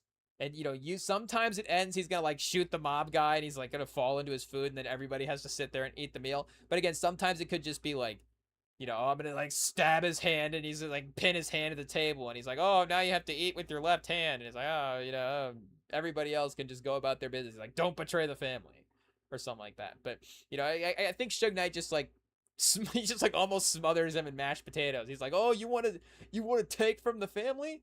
You want to eat from the family?" And then he just starts shoving the mashed potatoes in his face. So I think All Eyes on Me, Chad. We're gonna look at is All Eyes on Me streaming? Hey yo, that sounds like the perfect movie to just queue up tonight and have on the background. Let's see what we've got here right now. All Eyes. It's on Cinemax Channel Prime Videos. So I don't know, we might have to, see what's going on there. But yeah, I guess, shout out. We'll see if maybe again, we'll see if we'll keep his name in mind for the MCU just in general. It's maybe the greater point, more like MCU, who's up next for MCU watch list, but also Wolverine as well too at number 21. At number 20, okay, Chad, here we go. Now we're getting serious. Now we're getting serious. We're going up a tier at this point, but maybe not from an actor standpoint, but definitely again back into the sort of like if we're recasting Hugh Jackman, Joe Manganiello is a guy that I think he gets, or maybe back in the day he was like a good Instagram picture, put his face on a superhero and be like, oh, is Joe Manganiello gonna be this guy? I think he used to be cast as Deathstroke a lot on Instagram. Again, Instagram casting all stars. Joe Manganiello is definitely there, but I think 20 for Wolverine is appropriate. Again, there is a designated survivor to the point where it's like, okay, I guess we have to go to Joe Manganiello. But again, for an actor point, if he's got to deliver a monologue or carry the face of the franchise, like maybe he's like a Wolverine variant. Like if whoever I guess depending on who we cast, but like if Hugh Jackman ever had to encounter another Wolverine variant in a scene for like 3 seconds, pause, or if it was just like a crossover, jumps into another timeline. Oh, the Wolverine from this timeline's popping over real quick. Like maybe Joe Manganiello's like that type of Wolverine, but do we want him to be the main Wolverine of the MCU going forward? Again, I think at 20th, I think after 19 calls in the industry, we do have to get there. And again, there are obviously some guys that we're not calling. Obviously, like speaking of like Kevin Costner earlier, I guess also maybe we just wanted to mention as well too that for some reason Field of Dreams auto played after the baseball game that we had on in the background. But they did just have the Field of Dreams classic, I think, as well too. But it's not like, okay, we're not, or Russell Crowe, like we said earlier, we're not calling either of the former Superman dads to play Wolverine. Though Russell Crowe as Wolverine would have been interesting at some point. So I will have my vengeance in this life for the next. There is some lines, honestly. Like you could mute. Not to say that Hugh Jackson did like a bad Hugh Jackman. Ayo, who's the coach for the Browns and the Raiders, and then who is the actor? Ayo, but it's not like Hugh Jackman. Ayo, I honestly don't even remember his name now, but yeah, it's not like our guy HJ. Hey yo, HJ are his initials. Am I even getting him right there at this point? It's not like our guy HJ is. What are we saying? It's not like he's a bad actor, but there are some moments for Wolverine's story in general where you could definitely like mute out what's being said and just dub over lines from Gladiator. And there is a lot of crossover between Gladiator and Wolverine. I don't know. Did Ridley Scott like want to make a Wolverine movie? And was just like, I guess I can't do it, so I'm making Gladiator. But you could definitely have some of the I'll have my vengeance in this life or the next. You definitely could have some of that in the movie. Honestly, Russell Crowe might be like a sleeper for this. We might have to add Russell Crowe, get to a top 30. Hey yo, IT, we'll keep him in mind. He's like an honorable mention Russell Crowe for the next Wolverine. Russell Crowe from 20 years ago maybe would have been interesting. 20 25, but how long ago? But either way, I guess Joe Manganiello, number 20. Number 19, O'Shea Jackson Jr. Chat. Do we go with Ice Cube's son as potential next Wolverine? Again, his main role at this point has been playing Ice Cube, but also in Den of Thieves as well too. Keep that in mind as well. Actually, I guess we could just mention number 18 because we do have, I guess, a Den of Thieves run here. Like we said earlier, we do want to have some variety in the list, but I guess Den of Thieves is just too good of a movie to not mention. So Pablo Schreiber would be an interesting Wolverine. Again, we're moving up the rankings at this point, so it's 18. Like we're not necessarily Pablo Schreiber, shout out. It's somebody to keep in mind, somebody in the competition. Maybe he's closer in the auditions than we thought. When we really get down to it, we're like, oh, the 18th team of the nation really, was competing with number 3 this week. But, again, maybe Pablo Schreiber doesn't win out in the end.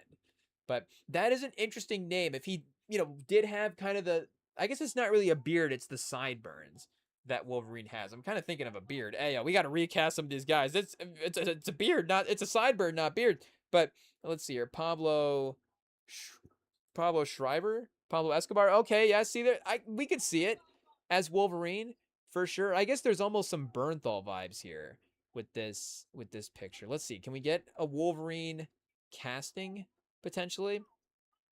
He has openly expressed interest in playing Wolverine and confirmed he had general career talks with Marvel. Oh, chat, look at that. Hey, yo. That's like when you like do a mock draft and you like get the same pick right. You're like, oh, I did know that they were going to take Lonnie Walker at number 17 for San Antonio back in the day. But let's see here. Oh, look at this. Look at this. This is almost like a Twilight Zone episode right here. But this is starting to get there again. This is 18th best in the nation material. I think this might be another role, not Wolverine.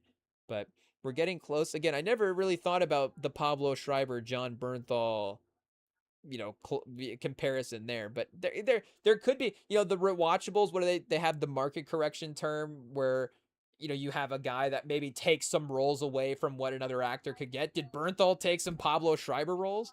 Like would Pablo Schreiber have done what Bernthal could have done in like Wolf of Wall Street or something? Though I don't know. He doesn't necessarily have like the same high end energy, I don't think. But again, it's an interesting casting there as well too. But again, keep Den of Thieves in mind. We're definitely not maybe done with Den of Thieves there as well too. What do we got? Number 17, chat. This is a little bit more of a veteran Wolverine. And again, maybe who was the other guy that we mentioned that would have been Wolverine back in Russell Crowe. Like if Russell Crowe can make the list as an honorary, Wolverine, this guy definitely can make the list as an honorary Wolverine. Dennis Haysbert, chat. Like again, it definitely maybe a timeline variant of Wolverine where, like I guess maybe not Hugh Jackman, another version of himself, but maybe he meets a Wolverine from another timeline who's like a more veteran, Wolverine. I guess, maybe we need, other writers to write those storylines, but I think a Dennis Haysbert Wolverine movie in like 2000 and, or I guess what year, I guess Heat's like 95, like Dennis Haysbert 1997 Wolverine. Who knows what the technology would have been like there. But I almost just am fan casting this for, again, all time more so than just right now. It would be, again, a different direction now, a more so maybe one movie Like if you really need to have, you know, a stopgap for Wolverine, it's like, okay, we can't find the next upcoming Wolverine yet, so we'll cast an older Wolverine and then replace him in the next movie. You know, maybe Dennis Haysbert's the fall guy Wolverine. And again, hey, you know, not to say that he can't have the run, but just, you know, is at this point in his career, you know, Dennis Haysbert gonna have the, you know, the 10, I guess 10 movies, you know, but you know, however many movies that you need to have to be, you know, the main Wolverine guy at this point. We do have a soccer game on, a little late night ESPN soccer game on, and they just had a goal, and it was very exciting, and it did distract us there for a second. Shout out. But yeah, Dennis Haysbert at number 17. Again, one spot over Pablo Schreiber. I don't know, controversial, but I do think at the peak of their powers, Haysbert would have been a better Wolverine, but maybe right now Schreiber is in a better spot to, you know, take that over going forward. Number 16, who do we got here, Chad? Oh, interesting. Another superhero guy as well, too. Carl Urban from The Boys. Now, again, we maybe are not TV guys. We would probably need Sam's opinion on this one. He is a fan of this show. But there is some Hugh Jack. Do we just look up this guy's name again? What's his name again? Hugh Jackson? Hugh Jackman? Hey, oh, Hugh Jackman. So Hugh Jackson's the coach of the Browns? Or what's the name of the coach? Was it Hugh Jackson? Hey, oh, yeah, Hugh Jackman, but it's Hugh Hue versus Hugh Jackman Hugh. So for some reason, I feel like that actually might help remember. I don't know, Hugh Jackman. But then there's also, the problem is there's also Hugh Jackman as well too. And chat, remembering this picture, you know, obviously rest in peace to Val Kilmer, but Val Kilmer would have been another all-time Wolverine as well too. That would have been interesting. Early or mid 90s Wolverine, Val Kilmer. Hey, yo, again, rest in peace. I don't know, is Carl Urban gonna play Val Kilmer in a biopic maybe? But I guess Reddick, Lord of the Rings, Carl Urban's in Lord of the Rings. We have to go back and look at that. Dread, and then The Boys as well too. Mortal Kombat. So he loves being in franchise stuff as well. I mean, you know, again, this is I think a very good 16th overall pick. We're starting to get a little bit desperate again. We're like, are we gonna have to go to the older Wolverine one movie storylines with Dennis Haysbert? You know, I don't know. Maybe Pablo Schreiber over Carl Urban though. We might have to flip those two around in the power rankings. I'm not sure. Pablo Schreiber is going to be in the top 10, but honestly, Pablo Schreiber might move him up to number like 4 by the time we're done with this. I could really see Pablo Schreiber as Wolverine. That'd be sick, honestly. Number 15. Who do we got here, chat? Oh, Luke Evans. Okay, interesting. Another, you know, him and Carl Urban giving off similar vibes. That is for sure. Might have to hit the Marvel weight room a little bit just to get to that, you know, Hugh Jackman level. But, you know, is obviously, you know, got a, you know, Marvel, what do you say, Hollywood physique as well too. But you know, charming, suave type of Wolverine.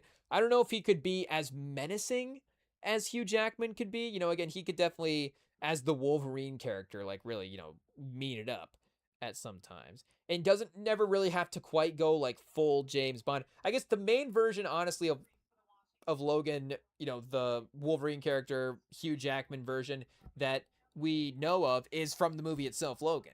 So we don't really, again, go back to the main X-Men movies, but we have seen those, and Logan is a great movie as well. It's definitely the best one featuring an X-Men, if I'm not mistaken. You know, I don't know if that's a hot take, but I think at this point, Logan is the best movie featuring an X-Men, unless there is like secretly an X-Men in like Infinity War or Civil War or something like that. But you could argue that Logan is like a top 10 superhero movie of all time, just in general, like quality wise. Like it's pretty strong. I don't know, box office, stuff like that. But again, it's pretty strong.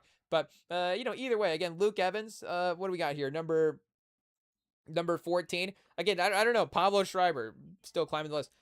Number 15 for Luke Evans. Number 14 on the list is officially going to be, we've got, oh, chat, I guess this is kind of a mini Fast and Furious run as well too. We had our Den of Thieves run, a mini Fast and Furious run, you know, doubling back on some Marvel characters, but he's only been a voice, which does make me think, honestly, like Bradley Cooper as Wolverine would be interesting as well too. But, you know, I guess we got the wrong voice actor here, chat. What about Vin Diesel as Wolverine? Hey, yo. So, you know, Fast and Furious can carry a franchise, big at the box office, obviously built like Wolverine is built. We've never really seen Vin Diesel with facial hair, which is interesting. So him with the sideburns would be a little bit of a different look. Here, let's Wolverine facial hair. Let's see, style. Yeah, he does have the side. I guess it does kind of, you know, mend. What do you say? I guess it's more in kind of the way it the way the actual hair is styled as well too. It's kind of flipped up at the corners at times, and it is kind of a standard esque beard. That's just kind of flowing mane. Hey yo, it kind of does change around, but it would be interesting to see, see Vin Diesel with some of these haircuts. Again, I can't really think of a time. Even going back to his acting debut, can we pull up Vin Diesel's debut here, real quick? Vin Diesel, oh, facial hair. Vin Diesel multifacial. Is that the name, or is the name of the movie multiracial? I think it's called. Oh no, it is called multifacial. Again, he's working with a buzz cut in multifacial. So his acting, his self-written self debut acting performance, never really been a guy that's been working with like a main in any type of situation. So would maybe honestly Vin Diesel as Professor X would be interesting. Charles Abbott out, Vin Diesel in, but a potential Wolverine. If we need, this is like signing again, like a backup, or not a backup quarterback, but like overpaying for a veteran for like 2 years. Like, oh, I guess this is like the Kirk Cousins. Like, okay, we don't have the ability to draft a quarterback that's too good, but we don't want to like pay $2 million and bring in Malik Willis. So I guess thinking Kirk Cousins a couple years ago. But it's like when Kirk Cousins just makes $30 million, it's like, okay, I guess we're just paying Vin Diesel a ton of money to go be Wolverine. We just got nothing else to do. But again, Schreiber versus Vin Diesel. Like, I think you could anchor the franchise around Schreiber. So, that could be fine there.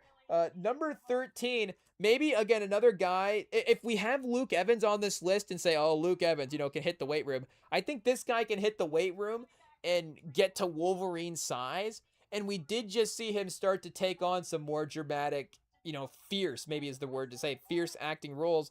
What about Marlon Wayans? As we really just pronounced that name fully there. Hey, yo. But what about our guy Marlon Wayans? I'm thinking specifically of his role in him as the veteran quarterback there. I forget what his name is in that movie. Let's see. Again, we don't learn names in movies. It's just Tyreek Withers and Marlon Wayans. Hey, yo. But in the movie, he is Isaiah Wyatt is, oh, spoiler alert, as we just read the plot here. Isaiah White is the name of, I guess, oh, it's Marlon Wayans. Cade is the name of Tyreek Withers' character. So yeah, Isaiah White, the San Antonio Saviors. So shout out, obviously, the Spurs. I don't know, is the San Antonio Saviors now our favorite fictional football team? Hey, yo. I guess it would have to be that or any given Sunday's team, right? One of those two. But we do have the San Antonio connection with the Spurs, the San Antonio Sabres, I guess, as well. But either way, Marlon Wayans as Isaiah White in this movie, there is a lot of similar, like, arms outstretched yelling scenes that you would have as Wolverine in that movie. And honestly, Tyreek Withers, I'm sure, is like on the Marvel watch list too, as well, for like he'll be in a Marvel movie at some point, if not already, cast in some role that I'm not hearing of. Let's see what we got here. Tyreek Withers, Marvel. It has to be, rumored at this point. Again, this is just what the cycle is as well too. Not officially cast. It says he is a popular fan choice and is openly expressed playing a role. Withers has broken out in projects like him and Atlanta. Venom? Interesting. It says here on Reddit, I guess the fan casting immediately goes to Venom, which would be kind of fun as well. I guess, again, our knowledge of just like what comic book characters are available are going to be, based on what have been at the movies at this point as well too. And speaking of taking over mantles, Tyreek Withers taking the mantle from Tom Hardy. Hey, yo. Would be kind of an interesting, role transition there. But yeah, Marlon Wayans as Wolverine. Like, don't laugh, chat. Hey, yo. Like, I think it could work. I think, again, if Luke Evans and Carl Urban are on the list, I think we can get Marlon Wayans to be a Wolverine. That's for sure. Number 12. It's two guys, but it's not number 12 or 11. It's just, one or the other because they are brothers. Number 12, we're going with either Bill or Alex Skarsgård. Alex Skarsgård. I guess something doesn't sound right if we say Alex Skarsgård. Let's see here. Can we spell Skarsgård? Okay, there we go. Bill or Alexander Skarsgård. Now, honestly, like, Alexander Skarsgård, again, him and Pablo Schreiber might be moving up the rankings. I'm not sure. And Bill Skarsgård is a sleeper as well too. We haven't seen him do the physical transformation the same way that, obviously Alexander Skarsgård has, but from an actor role, I mean, Nosferatu, Pennywise, Bill Skarsgård could be the best actor of the bunch, pound for pound. So I think, and we know, hey, yo, like if Alexander Skarsgård's got the ability to get, to some of those roles like the Northman and Tarzan and stuff like that, like Bill Skarsgård's got to be able to, bulk up to some degree as well too if he really wants to. He just hasn't done the roles that would require that as well too. Like even Nosferatu is like a withered up vampire if he takes his shirt off. So actually the complete opposite in that way. But or like Bill Skarsgård hasn't been like you know, a crazy jacked up Wicker Man chair as well too, or whatever this new Olivia Colman. And maybe we need Alexander Skarsgård to like take like a normal role again as well too. Like it seems like he's been, I guess I was like, what is this movie where he's playing a chair? And I guess I don't know what's going on there, but Wolverine would be an interesting take for him as well too. So those guys will be at number 12. Bill or Alexander Skarsgård, but maybe Alexander Skarsgård more than Bill. But again, you have to have Bill Skarsgård on the list as well too. But honestly, maybe Bill Skarsgård would be like Magneto, and then Alexander Skarsgård as Wolverine. Who's to say? But number 11, again, back to Den of Thieves, 50 Cent. Hey, yo, chat. I don't know if that's the plot twist you thought we were going with there. And again, I don't know if Den of Thieves is going to be the league leader for Wolverine recastings as well too. There might even be a couple guys on the, the police department team that we could, bring into the MCU as well. Who's the sidekick guy for hey, yo, I don't know, chat. Well, maybe we'll get back to that later. But 50 Cent as Wolverine. I think, again, the acting credits are there. He's been an actor for the last 20 years, so almost as experienced as anybody on this list. He does have the toughness as well. I think with the adamantium claws, he would be really sick, and, has literally survived bullets as well, too, and, been like Wolverine in that sense. Been shot 9 times. So, again, I think maybe in real life is the most Wolverine, survival, like, has the regenerative powers that anybody on this, has the most regenerative powers of anybody on this list, if we're being honest. So I think he does have the most life experience to be able to play Wolverine as well, too. So top 10 is pretty strong for Wolverine. Again, if we're going down the Den of Thieves list, we're calling 50 Cent before we're calling Pablo Schreiber. But I think so. And I think, the MCU, chat, that sells. Hey, yo, we know Get Rich Die Trying was a pretty good success. So if we need to sell copies of this Wolverine, if we need Wolverine to keep the status of selling copies, 50 Cent sells copies. So we got to have 50 Cent on the list as well, too. 50 Cent, number 11. We've got number 10, I guess, Chad. We're just gonna round up the Den of Thieves list now. It is what it is. Is it Gerard? Is it Gerald? It's Gerard Butler, right? How do you spell Gerard? Hey, yo, Gerard Butler. Did we get it right? Okay, there we go. Gerard. Let's see here. Oh, no, now we didn't. Okay, Gerard Butler. Again, another sleeper for Wolverine. I don't know if he's starting to get a little like, is he too old for Wolverine? 56. So I think he's as old as Hugh Jackman as well too, which again is like what type of Wolverine. Hugh Jackman 57. So if it's like if Hugh Jackman wants to play Wolverine for the next 10 years, I guess they're just like, well, I guess Marvel never that's the whole joke. Marvel never lets anybody out of their contract or whatever. He can just go for it. And also, what else is Hugh Jackman gonna do as well too? I don't think he's had the supporting level Oscar success the way that Downey has or something like that.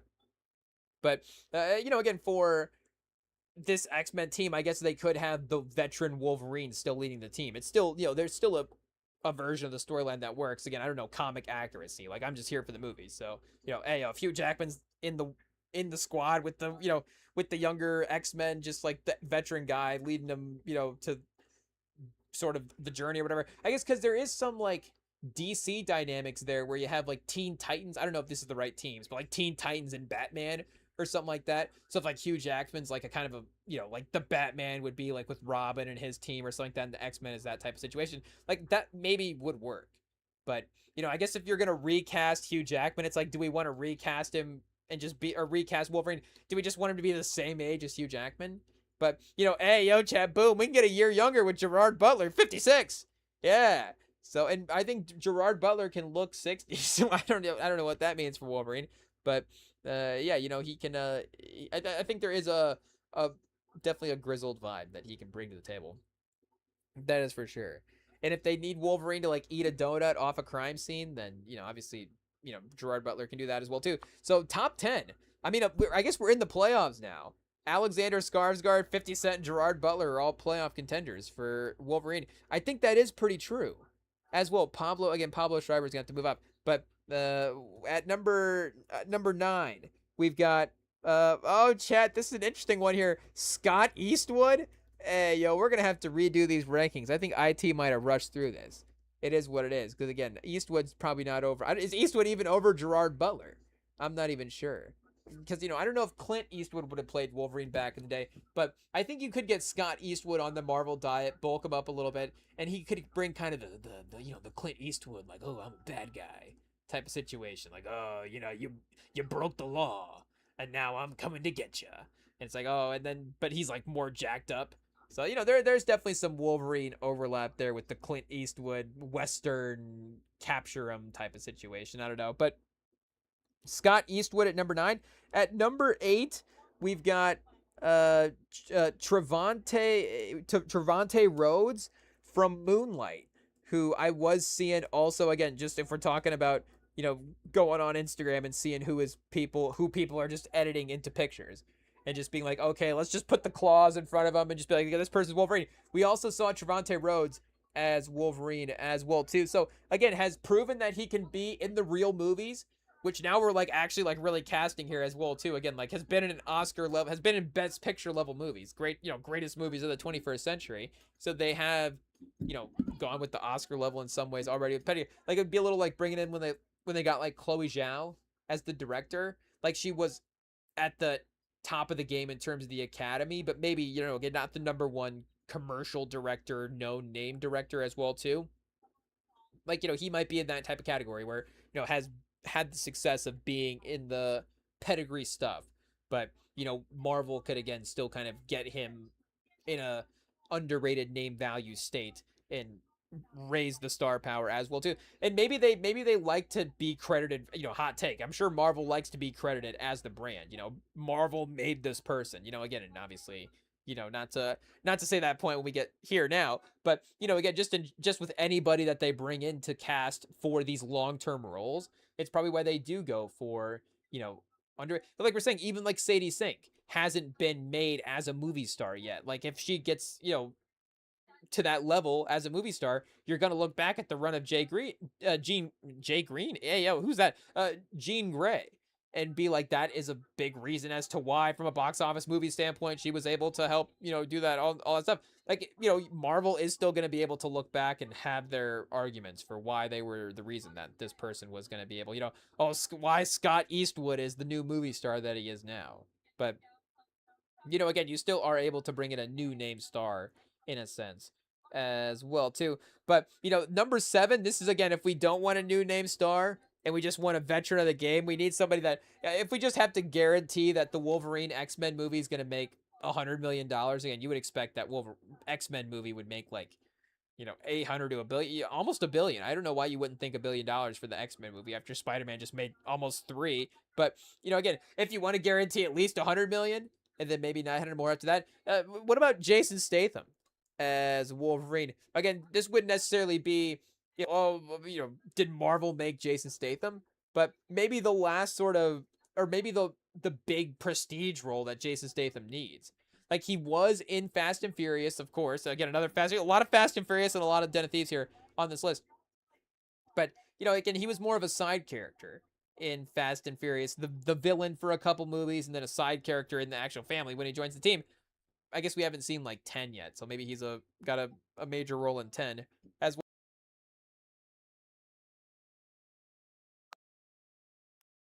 Testing 1 2, are we back? Sorry, we had to sneeze there for a second. Hey, but again, in his own right, like it is those niche action movies. Again, we said Clint Eastwood earlier. Like it is a Clint Eastwood type of, I don't know, Clint Eastwood's a good comparison, but it's just like, the beekeeper, whatever scenario. Now, I think his next movie, he's on a ship.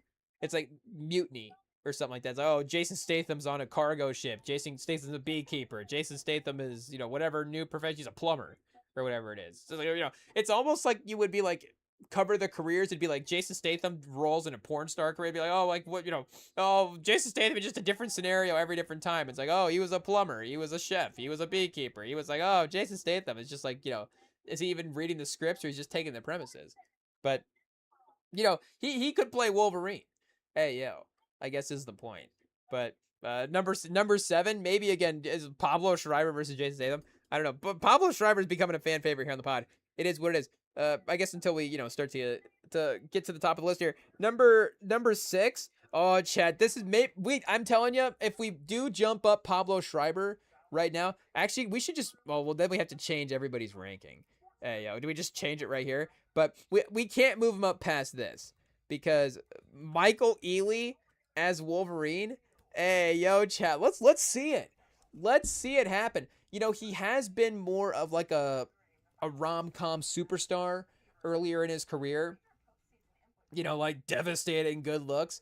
But the Rewatchables pod was just doing, shout out to the Rewatchables pod. But this latest episode they had was About Last Night, the OG version with Rob Lowe and Demi Moore. But it had us thinking in a movie that, we're always trying to rewatch as well, too. The About Last Night, Kevin Hart, Michael Ealy, Joy Bryant, Regina Hall. Like, that movie is...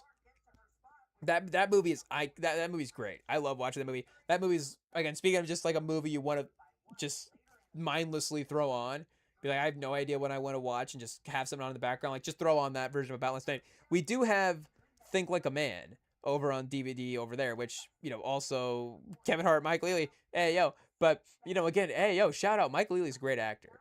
So, get him in Michael Ealy in the MCU. Why not? As Wolverine, almost a top 5 candidate, I think it would work. Like, he does have an intensity that he can bring to the screen as well, too. Again, he probably could have the facial hair looks as well that you need to get there. And the physical, the physical, combine, he fits the dimensions of Wolverine paws. If it's like what the receiver, the running back, prototypical size for Wolverine.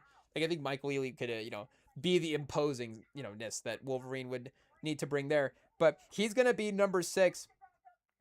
At number 5, this is starting to get into the, these people are taking over Hollywood tier and are getting cast in everything role.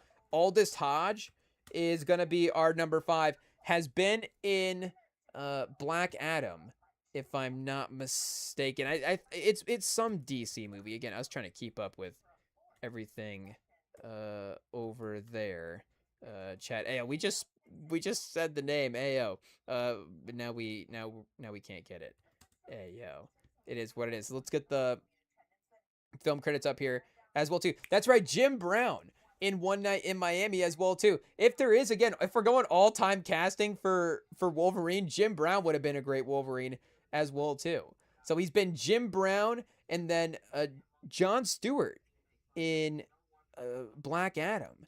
Hey, so we need to go back and throw on this movie or catch it next time it's on TNT. Make no mistake, it still plays.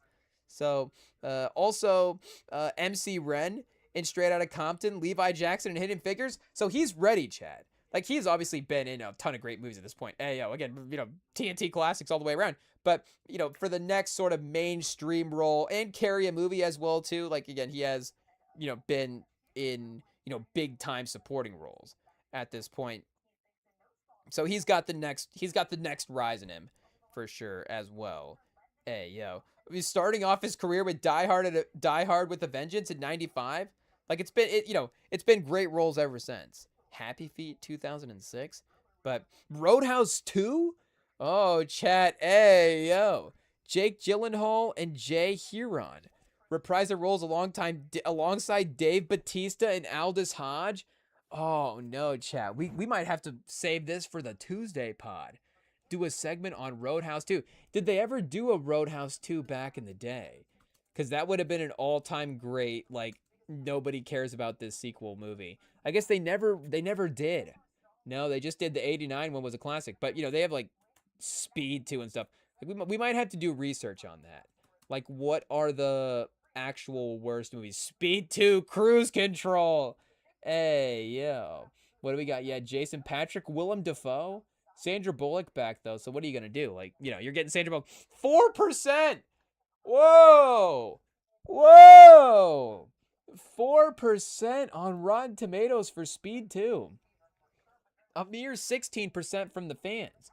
So, the critic to fan ratio, not even that far off as well. It says Speed 2 falls far short of its predecessor thanks to laughable dialogue, thin characterization, unsurprisingly familiar plot devices, and action sequences that fail to generate any excitement. Hey, yo. It's not quite as bad as Tyga's new album, apparently, which got a 0 on Pitchfork, but a 4% on Rotten Tomatoes is pretty low here for Speed 2. So, yeah, we definitely need to do some research and see, who's going to qualify. I don't know if Roadhouse 2 with Jake Gyllenhaal and Aldous Hodge and Dave Bautista. Honestly, I guess Dave Bautista played Drax. And he left Marvel as well, too. Dave Bautista as Wolverine would have been pretty sick as well. But, what are you saying for, Roadhouse 2? That's going to be like a classic 80s. That's going to be like classic 80s, 90s bad sequel right there. That's going to be great. I'm more excited for Roadhouse 2 with Jake Gyllenhaal than the Roadhouse remake, honestly. They should have just made Roadhouse remake as a Roadhouse 2 and just like done a totally different thing as well. Again, I didn't even see the Prime version of Roadhouse. I don't even know what's going on. We just, watch the OG one. It is what it is. But number 5, Aldous Hodge as Wolverine. Number 4, again, this is what we're saying earlier about, I don't know if Marvel would ever do this because he's almost getting a little too popular to be in a Marvel movie at this point. But our guy Aaron Pierre, we do have to have him on the list. But again, it's about, what do you say, like the order of the call in some way. Like Aaron Pierre is going to be the 4th call for Wolverine. Like, again, we might call Aaron Pierre before we call 50 Cent. Like, I guess that would make more sense. Or like Marlon Wayans as well, too. But again, like Marlon Wayans might be more likely, or Michael Ealy might be better for the role. But right now, we kind of have to call Aaron Pierre first, it seems like. But he is also going to be in, Green Lantern as well, too. So again, like his notoriety might start to get to the point where he is outpacing whatever that beginner Marvel status is that they like to go for. But again, Rebel Ridge, like he could definitely do it as well. There's no question, he'd be a great leader. And that would be, again, the other thing of, like we're saying, why they would maybe want to get a little bit more of a leader guy. And he, I guess, hasn't, and Lanterns is a TV show. Is it not? Am I wrong about that? I guess I don't know. I guess we'll go with it. It's a TV show. Him and Kyle Chandler. Hey, yo. So it will be experience of him carrying something. And you will, I guess, assume that Lantern would be in a movie property at some point. But again, maybe Aaron Pierre being the lead of a Marvel movie team in Wolverine, in the X-Men, would be an upgrade in their mind from him being the Lantern situation. And I guess, a lot of, listening to interviews of some people, it seems like a lot of DC people just like going to Marvel anyways. So maybe, Aaron Pierre as a character would be an example of that. In some ways, maybe representing some behind the scenes stuff. I don't know. But again, in the order of operations, it's like Aaron Pierre is really rising up the power rankings at this point. So he has to be, really high up the list for who could be the potential next Wolverine. Number 3, we've got, again, maybe a little bit of an older Wolverine, but Ving Rhames, I think, has to be on the list as well, too, for Wolverine. Pretty perfect. Again, a timeless actor, so there is no version of Ving Rhames that is not perfect for Wolverine. But, again, him versus Aaron Pierre, he hasn't necessarily had the Aaron Pierre hot streak as of late. He has been in the Mission Impossible franchise, that is for sure. And again, he might be a good 10 years older than Hugh Jackman at this point as well. But I think it could be a good, again, one-off situation. We need a veteran Wolverine to lead the team one last time. And then, Michael Ealy is going to have to take the mantle from Ving Rhames after the next movie or something like that. But they go to some other planet and it's like an old Ving Rhames Wolverine. Like, that'd be pretty sick as well. So, again, we just want to see Ving Rhames as Wolverine in the movie. Or Ving Rhames in the MCU. Why not? There's got to be some Watcher or something that Ving Rhames could be. I'm pretty sure. But here we go, chat. Number 2. Again, this one might be a little too obvious, but we do have to go with our guy, Benicio del Toro.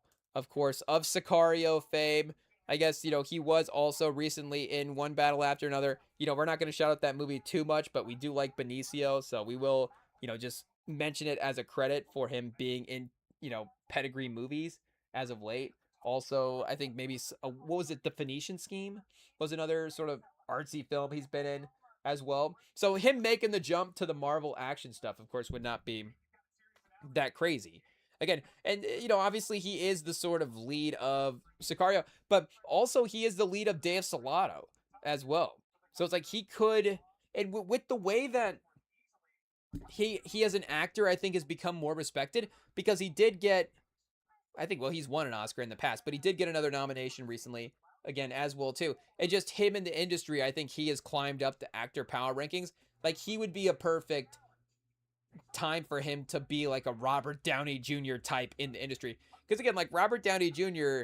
as Iron Man is like one of the most powerful, I don't know, maybe this is not 100% true, but there is just a industry status that does give him. Like if he walks into these Hollywood rooms, like what he has done for the MCU and the money that he has generated and just the popularity of that character and what it's meant for his career, like there is just a status he has in this room, in the rooms that, like there's not a lot of people that he feels like there is like a you're above me in the actor world type of sense. Like there are the veteran guys that still, like Denzel obviously would be, the number one. And then again, you would have some of the retired but still respected, like Jack Nicholson or something like that. Like if Jack Nicholson and Robert Downey are in the same room, like still Jack Nicholson is the guy.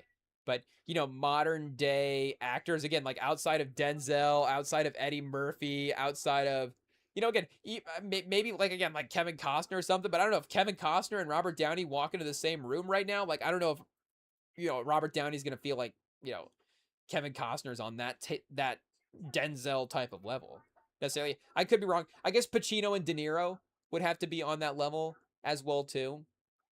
But again, it's like a hallowed few, veteran guys that are really, really there. Morgan Freeman, maybe as well. But and maybe Samuel L. too. But yeah, either way, again, Benicio I think is ready for that type of jump in Hollywood where he can walk into the room and be like, oh yeah, I'm a top dog here. In the sense, I'm trying to even think who else would be, again, like in a franchise sense. It is, and not say that Iron Man had been this. I guess like we were saying Batman a little bit before. So Affleck, I think an Affleck does. He's a best director award winner in his career. I guess I don't think he's ever won best actor. I don't know if he's ever been nominated there as well too. But again, he's a nominated creative. He has been in a ton of successful movies, and he did get Batman. Like he would be, and everybody that would play Batman would have walk into those rooms, with their head high. George Clooney. I guess Brad Pitt and Leo also would be in that, Robert Downey Jr. respected. Maybe again, if we did actor power rankings in a sense, maybe Downey would be like 20th or something like that. But again, that's still pretty high as well too. And maybe Benicio del Toro is like 40th or something. I don't know, and he could jump up into the top 20, top teens or something like that. But it does make sense. So Benicio del Toro at number 2. But at number 1, there is only really one guy that we have. Who are you gonna call? There is only one guy that we have to call first for Wolverine. And again, there's no guarantee that he's going to take the role or that, that hopefully it does work out. But we do have, a list as well, too. If we do need to go to Ving Rhames or if we do need to go to Gerard Butler. But, Michael Jai White as Wolverine, I think is perfect. And again, he has the action movie, standpoint. He was in The Dark Knight as well too. So he has been in pedigree level films. He has carried films as well too. I'm sure there's, a good, like, I guess, hey, yeah, we tried lately, but like a prison movie type of vibe with the Michael Jai White. I guess there's like, just like, you need MMA and prison movies a lot. So you just kind of set, MMA guys into prison movies.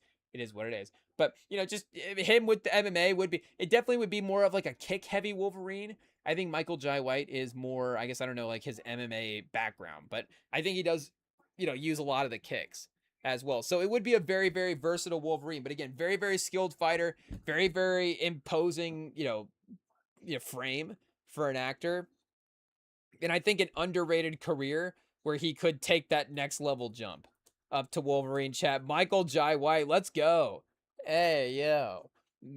Tyson? Yeah, played Tyson. Hey, yo, and also Spawn. which is also, gives him that double superhero pedigree as well too. Some Kill Bill in the mix there. I guess Trouble Man in 2025, action comedy. Obviously, the action comedies in the 2000s as well too.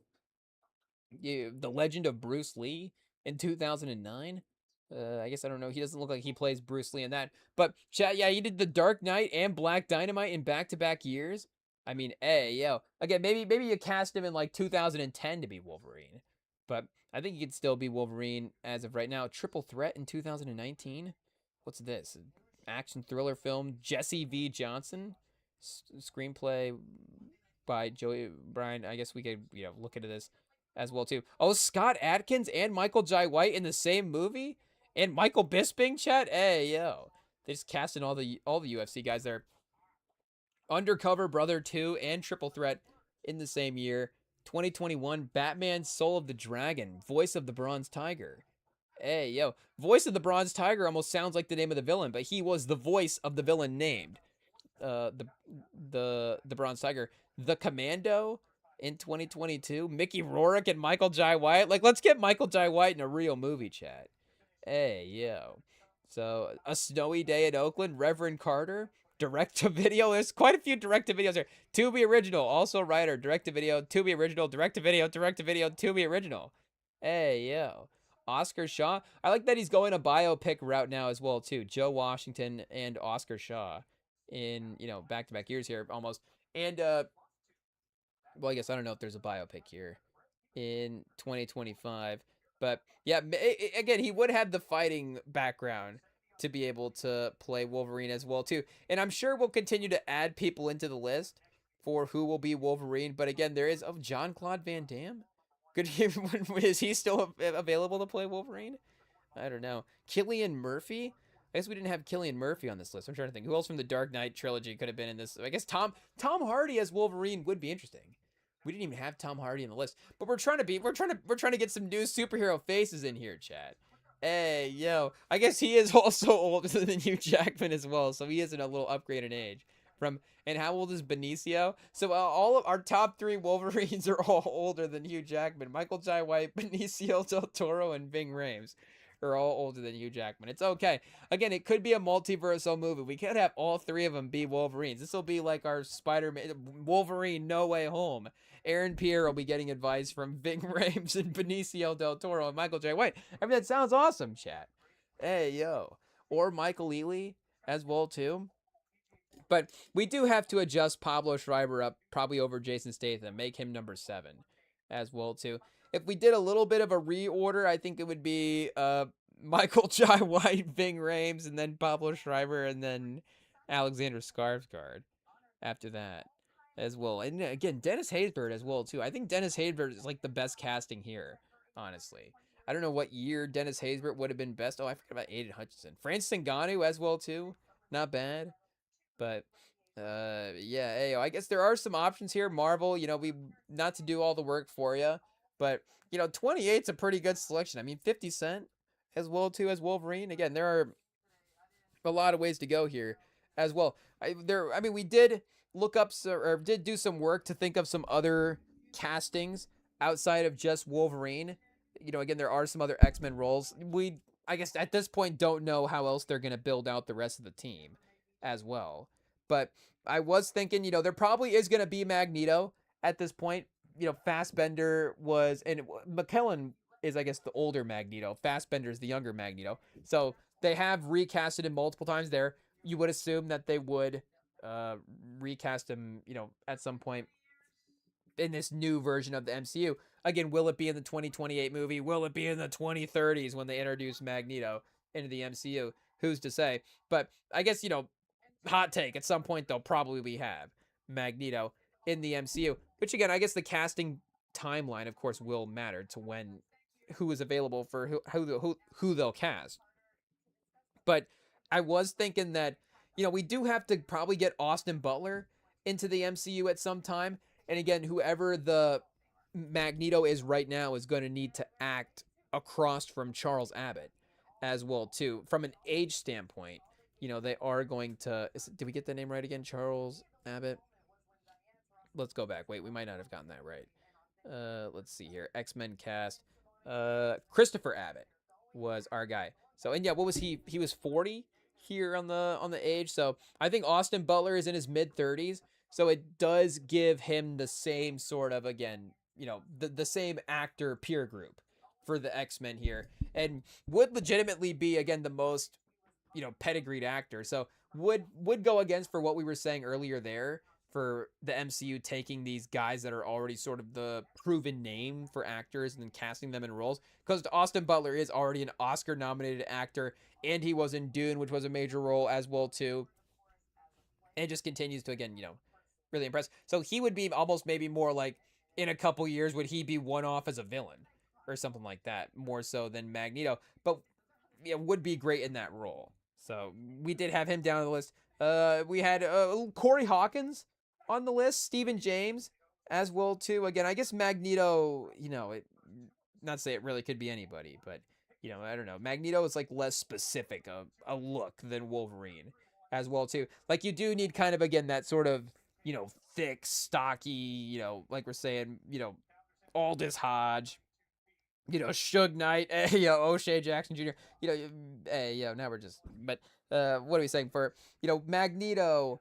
I guess it could be, again, like, I guess Ving Rhames could be Magneto, but also it could be an old guy. I guess it could be a young guy as well too. But Corey Hawkins as Magneto would be interesting. I was thinking maybe Chloe Bailey as Mystique as well. William Jackson Harper as Beast, or Speed. I was thinking maybe do we get Speed in the X-Men as Beast or something like that. But again, I don't know the roles. Drake could just be Iceman if we just want to recast it that way as well. Or to even be better, Kendrick as Iceman would be interesting. Kendrick has some TV acting credits in his past as well too. Obviously Drake on Degrassi, but ASAP Rocky just in High Slows, and Travis Scott in the Odyssey. I think we do need to get a rapper in the X-Men as well too. But yeah, that is your Wolverine power rankings for who is up next as it stands right now. Anyways, after D23, or it's just called D23 every year, I guess, right? It's not D26. Hey, I'll pause. I don't know if we have to pause that or not, but yeah, it's not.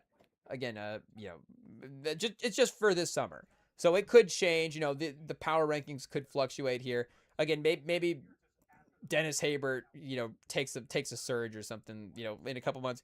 Who's to say? Well, we'll definitely, if there's some major upgrades, double back and let you know. But as of right now, this is where it stands as the next Wolverine power rankings for 2026. So X-Men, it's going to be exciting to see how they're going to be introduced. And, again, Marvel, obviously, they have really been able to generate the excitement, if anything, for Doomsday. Like, I know there was some, I guess, questions and doubts and like, oh, how is this going to play out? 2 movies in one day. Hey, are the people going to be able to see 2 movies in one weekend? It's like, well, I think we'll figure out the logistics of how to make that work. But, again, I guess the competition of what do you want to see first is obviously just a fun debate as well, too. But, it's just like, is Marvel going to be able to generate the same level of hype for these Avengers movies? And it's like, the franchise brand name, again, has been generating hype just in general. And maybe they've really been forcing it. Like, they've really been, throwing every piece of information out there. And it's like, okay, X-Men announcement, this movie announcement, Doomsday trailer, Spider-Man movie. It's like, or maybe they just have, again, had some momentum. They've had some things hit here as well, too. I guess you can't say the Doomsday trailer, like, that might have been like a 50-50 split in some ways. But again, between Spider-Man and the X-Men casting, it's like there is some real momentum here now in the last 2 months for Marvel that definitely, they didn't have, again, 4 months ago, they didn't have this level of momentum after some of that Doomsday propaganda stuff, or promotional stuff. So it does seem like there is a little bit more general excitement going into this potential movie. I don't know what moves they have left again. It is August and the movie is December. So mid-August, the movie's December. We don't have any projects. I don't know TV shows, but we don't have any movies obviously slated until then. I don't know what conferences they have for announcements and stuff. And like we said, there is still the casting of, Wolverine, Magneto, and all those different things. And maybe one more promotional video as well. You have that in October, maybe. So like right before Halloween, you drop one more trailer of sorts, and then it's and then it's there. But will they be able, I guess, to maintain this level of momentum into Doomsday? We'll have to see. But right now, it does again out of X-Men and out of the Spider-Man. There is definitely, and I mean, we're talking about it a lot here now as well too. There is just some excitement around Marvel again, and it is definitely generating buzz from a movie news industry standpoint, which it just usually it hadn't been there for a little bit. So you know, uh, shout out to Marvel there as well too. Hey, yo, chat. We do have to take a quick break here before we get back to the. Is it time to get into the fantasy breakdown stuff? We'll try to get a little bit of fantasy here real quick, but we do have to take a quick timeout. We keep scratching our nose, chat. It is what it is. We have to take care of that. Hey, yeah, we're gonna start picking our nose live on the air. What are we, a child, chat? Hey, so we'll be right back.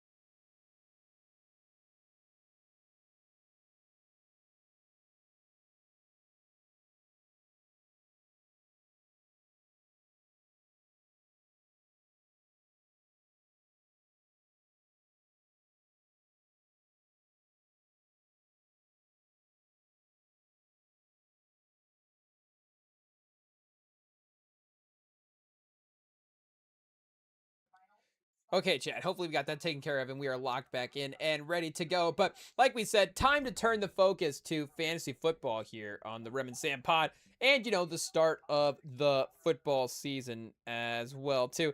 I know that real life football and fantasy is obviously separate, but I guess it is a little bit more offense and defense are separately. I think the real, hot take, real life offense and fantasy offense, there is more overlap there specifically than there is again in the game entirely. I think it could be like, 80% to 80%. And maybe it is just more where I'm at as well too. There is definitely value in winning fantasy in taking the overthinking it player, but not just that. It's like the I guess maybe and this is one specific type of player as well too, but this player needs to get receptions on this team. This player needs to get rushes on this team. That type of player and that type of role has never been one that I've always been like super enthused about drafting in fantasy. It does make sense. Like, okay, some bad teams, somebody needs to get receptions, somebody needs to get rushing yards. It's like they're also bad, so they're not getting a lot of them as well too. But also, it can't happen as well. Obviously, good seasons on bad teams, but obviously, maybe in fantasy recently, I've just tried to gravitate more to just getting the good teams, getting the good offenses, even if it's the second and third guys in some of those roles, just being more, having guys in more confident situations is, the better sort of bet overall, especially obviously, gearing your fantasy teams, not just around your own good quarterback, but gearing everybody on your roster around a good quarterback, I think is very, very important. Even your running backs, making sure your running back is on a team with a good quarterback, making sure your receiver's on a good team with a good quarterback. Again, it's maybe like, oh, is that too difficult?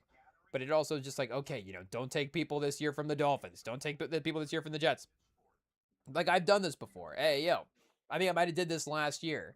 It was like, oh, Garrett Wilson maybe is on the All Stars of this for, who's the needs to get reception All Stars. So maybe this is where we even start our fantasy prep as well too. Hey, yo, is our fantasy preparation is who is just on the no draft list this year.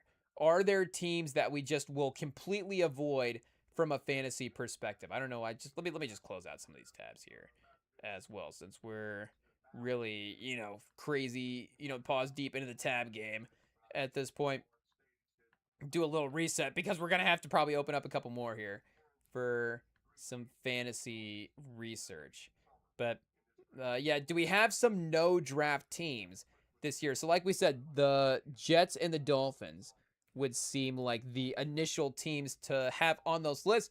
But Devon Achane has been a pretty valued ADP guy at this point. Let's see if we can pull up, because the league that I'll be in is on ESPN. So I guess just to have that as a reference. And it is important, I think, to do, hot take, to do mock drafts within whatever the app is that you're using. So again, you have your own fantasy rankings just in general. Your fantasy player rankings don't really change regardless of the app, but the player ADP and the player projections do. So how they're displayed in the app does, as much as, it's like, okay, as I sit here think like, if I think of this, it's like somebody else will think of it, but sometimes somebody doesn't. Like how the name's displayed, as simple as it is, does matter, especially later into the rounds. Like a lot of people just draft from like the first 10 names displayed on ESPN. So it is important to get used to. There are going to be, not everybody in the league. There might be one or two other people that mix it up as well too. And again, at the top of the draft, it's going to be pretty, straightforward to some degree. But, at a certain point, in round 7 and round 8, there is going to be a breakaway moment in the draft that, could be important, or a time that it makes sense to do that as well too. But, again, that's where having your own list makes sense, but also mock drafting in your app, like I'm saying, is important as well too, to get a sense of how some of the guys are going to align with that league's in those brand app settings. But again, like Devon Achane right now in ESPN, number 10 overall in ADP. So yeah, we're looking at running back and receivers here as well too. So, running backs can obviously be different than receivers in terms of not having the quarterbacks needing to throw at him. But I mean, and hey, we're going to put Daniel Jones on this list, but you've got Jared Goff, Michael Penix, Brock Purdy, Daniel Jones, Malik Willis? Is that the Dolphins quarterback? So that's who we're going to look up here and see for Achane, what's going on. And maybe Malik Willis is better than we thought. I don't know. 7-10 last year, not with him. But I guess this year, let's see. They've got, for the quarterback room, Malik Willis, Cam Miller, and Mark Gronowski, and Quinn Ewers. So this is aggressively a tanking team here. Mark Gronowski's your third quarterback. Chat, I mean, come on, no disrespect to Mark Gronowski, but yeah, I guess I don't even yeah, fine player for sure. I guess I didn't really watch him in Iowa and think, backup quarterback in the NFL, but I guess, him being on a roster is interesting. Cam Miller as well too, North Dakota State, and then yeah, Ewers from Texas again. We were seeing some of the training camp reports of that being, maybe not working out the best. And also the Dolphins literally have no receivers as well too. Like Achane does have receiving ability, so I guess Jalen Tolbert. We did like him in the draft at one point. You have Jalen Tolbert. Who else do we have here? Malik Washington. Okay, not bad. Then Caleb Douglas. I guess a new receiver from Texas Tech, third round pick.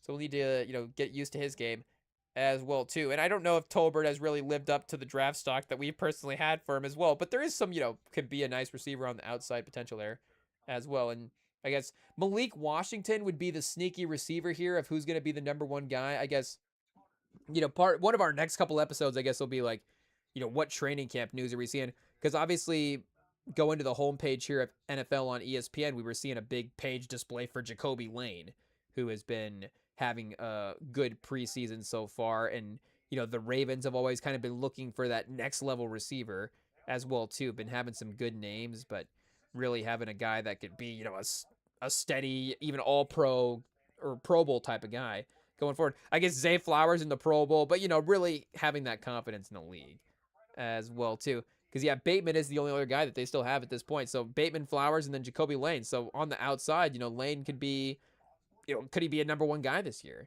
as well too? But again, I would almost rather have Jacoby Lane at whatever round he's being drafted in than Devon Achane in the first round. Hey yo.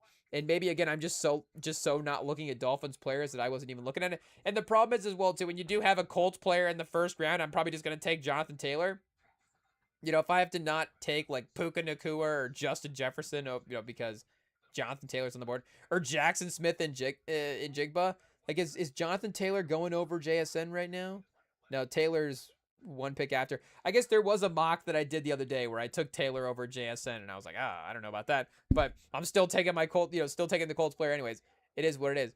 But yeah, again, Achane, is he on our do not draft list at number 10 overall there as well? That is definitely getting a little worrisome, because yeah, I think, and again, if Devon Achane wins the league for somebody, then I guess he wins the league. But there also has been a little bit of health stuff there as well too.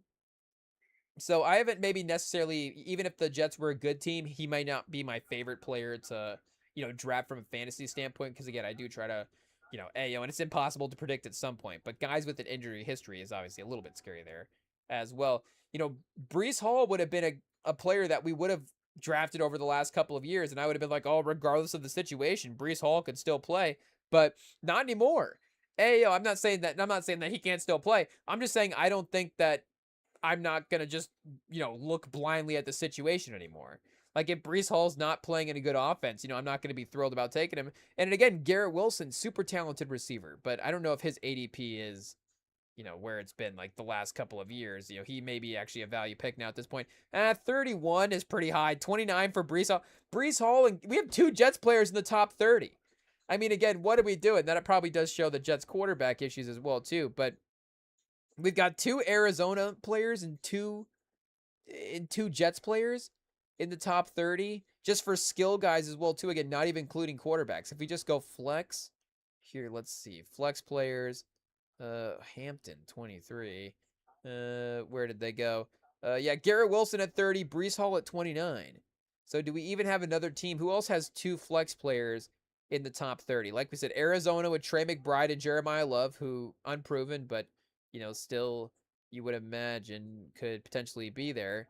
And then I guess not even the Rams with who's their running back? Check. Kyron Williams is 36.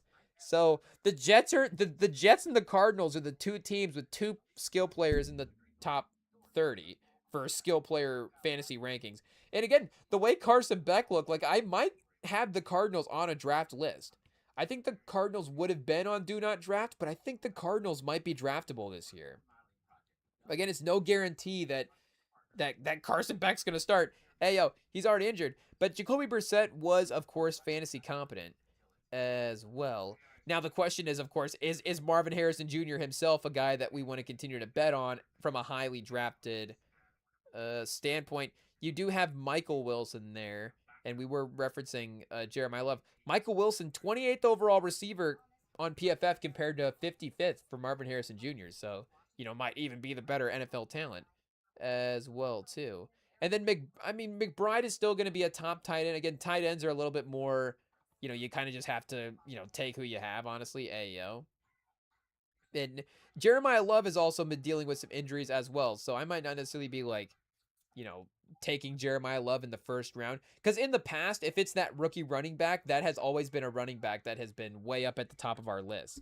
But I think maybe I just saw it on the ESPN bottom line as well too. So this might be within the day news here.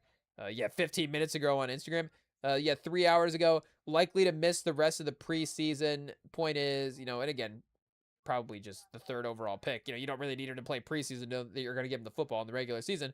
But either way, knowing that he's not going to be at full health once it starts and already dealing with the high ankle sprain, like Arizona is teetering on the do not draft list. But I guess Carson Beck is instilling, faith in the franchise for us. Look at that, chat. The future of the franchise for Arizona right here.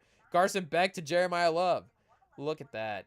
Hey, yo, you love to see it. It's like Kurt Warner and who was their running back in the day? I feel like I was taking him in fantasy way too high. Was it Andre Ellington? I don't know if he was the running back for them on the Super Bowl. I feel like maybe they had Benson. There was like a not Cedric, but there was maybe another name as well too. Can we go back to like 2007 Cardinals and see what we got here for the football? Maybe it would be 2008 in the search here. 2007 they were 8-8. Todd Haley, offensive coordinator. Hey, we got a Pendergrast as their defensive coordinator. Yeah, 9-7. 2008 was the year they made the Super Bowl. Their running back would have been, who was it, chat? Yes, Steve Breston, receiver. Hey, J.J. Arrington, 187 yards. Edgerrin James. Oh, yeah, it was Edgerrin James. Hey, and then Tim Hightower as well, too. Edgerrin James and Tim Hightower. Not necessarily like the great stats years from those guys, but something was going on there. I guess Andre Ellington also was, like, again, I guess in this run as well, too. The first ever guy we overdrafted in fantasy, Andre Ellington. Shout out. But chat, you never remember your losses. I guess it wasn't or never forget your losses. I guess it wasn't a loss, but we did definitely take him too early. It is what it is. 10-6. Was he even the running back the next year? When did he take over the reins? Hey yo, Beanie Wells was there as well too. Hey yo, shout out. But yeah, I guess Arizona not officially on the do not draft list, but yes, the Jets are, the Dolphins are. I guess are the Vikings going to be there? No, I don't think the Vikings are going to be there. It does seem like people kind of like Shuck for the Saints, so maybe the Saints do make the draft list. And the Panthers' run game was pretty good last year, so the Panthers' run game has to be draftable as well too. And if Bryce Young is better, then the receivers are going to take a step forward. I think McMillan was pretty good last year.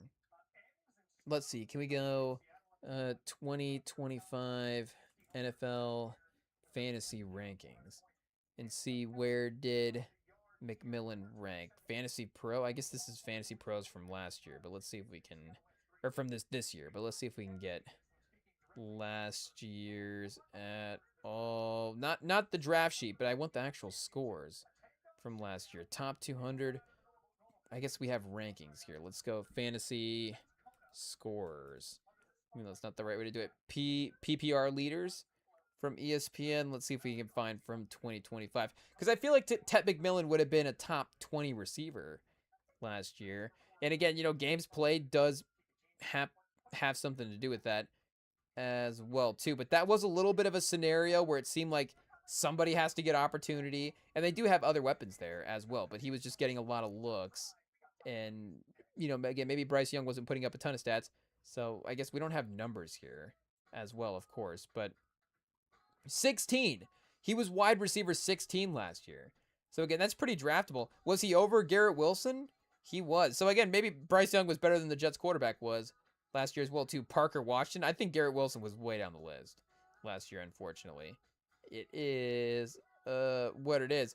But again, maybe the Panthers offense is just competent enough that it does count as well. Just a reminder of what we had for fantasy points. And again, Zay Flowers was actually pretty high up there as well too. Puka Nacua, JSN, Amon Ra, Jamar Chase, George Pickens, Chris Olave, Zay Flowers, Nico Collins, Devontae Adams, Michael Wilson, A.J. Brown, Jamison Williams, Cortland Sutton, Wan'Dale Robinson, T. Higgins, Tet McMillan, Stephon Diggs, Pittman, London Smith, Jefferson, CeeDee Lamb, and Buka Waddle, Deebo Samuel, DK Metcalf, Park Washington. As I'm reading this, I'm already kind of formulating my rankings and seeing, okay, wait a second. I see where we're going to go up and down, pause, and see maybe what can be moved around here as well, too, where the opportunity is being, still, given and had and pause and whatever. But I guess that's receivers for last year. I guess just a reminder as well, too, we can go through the rankings for last year. As I said, McCaffrey, still the number one running back from last year, 416 points. I don't know how he does it, chat.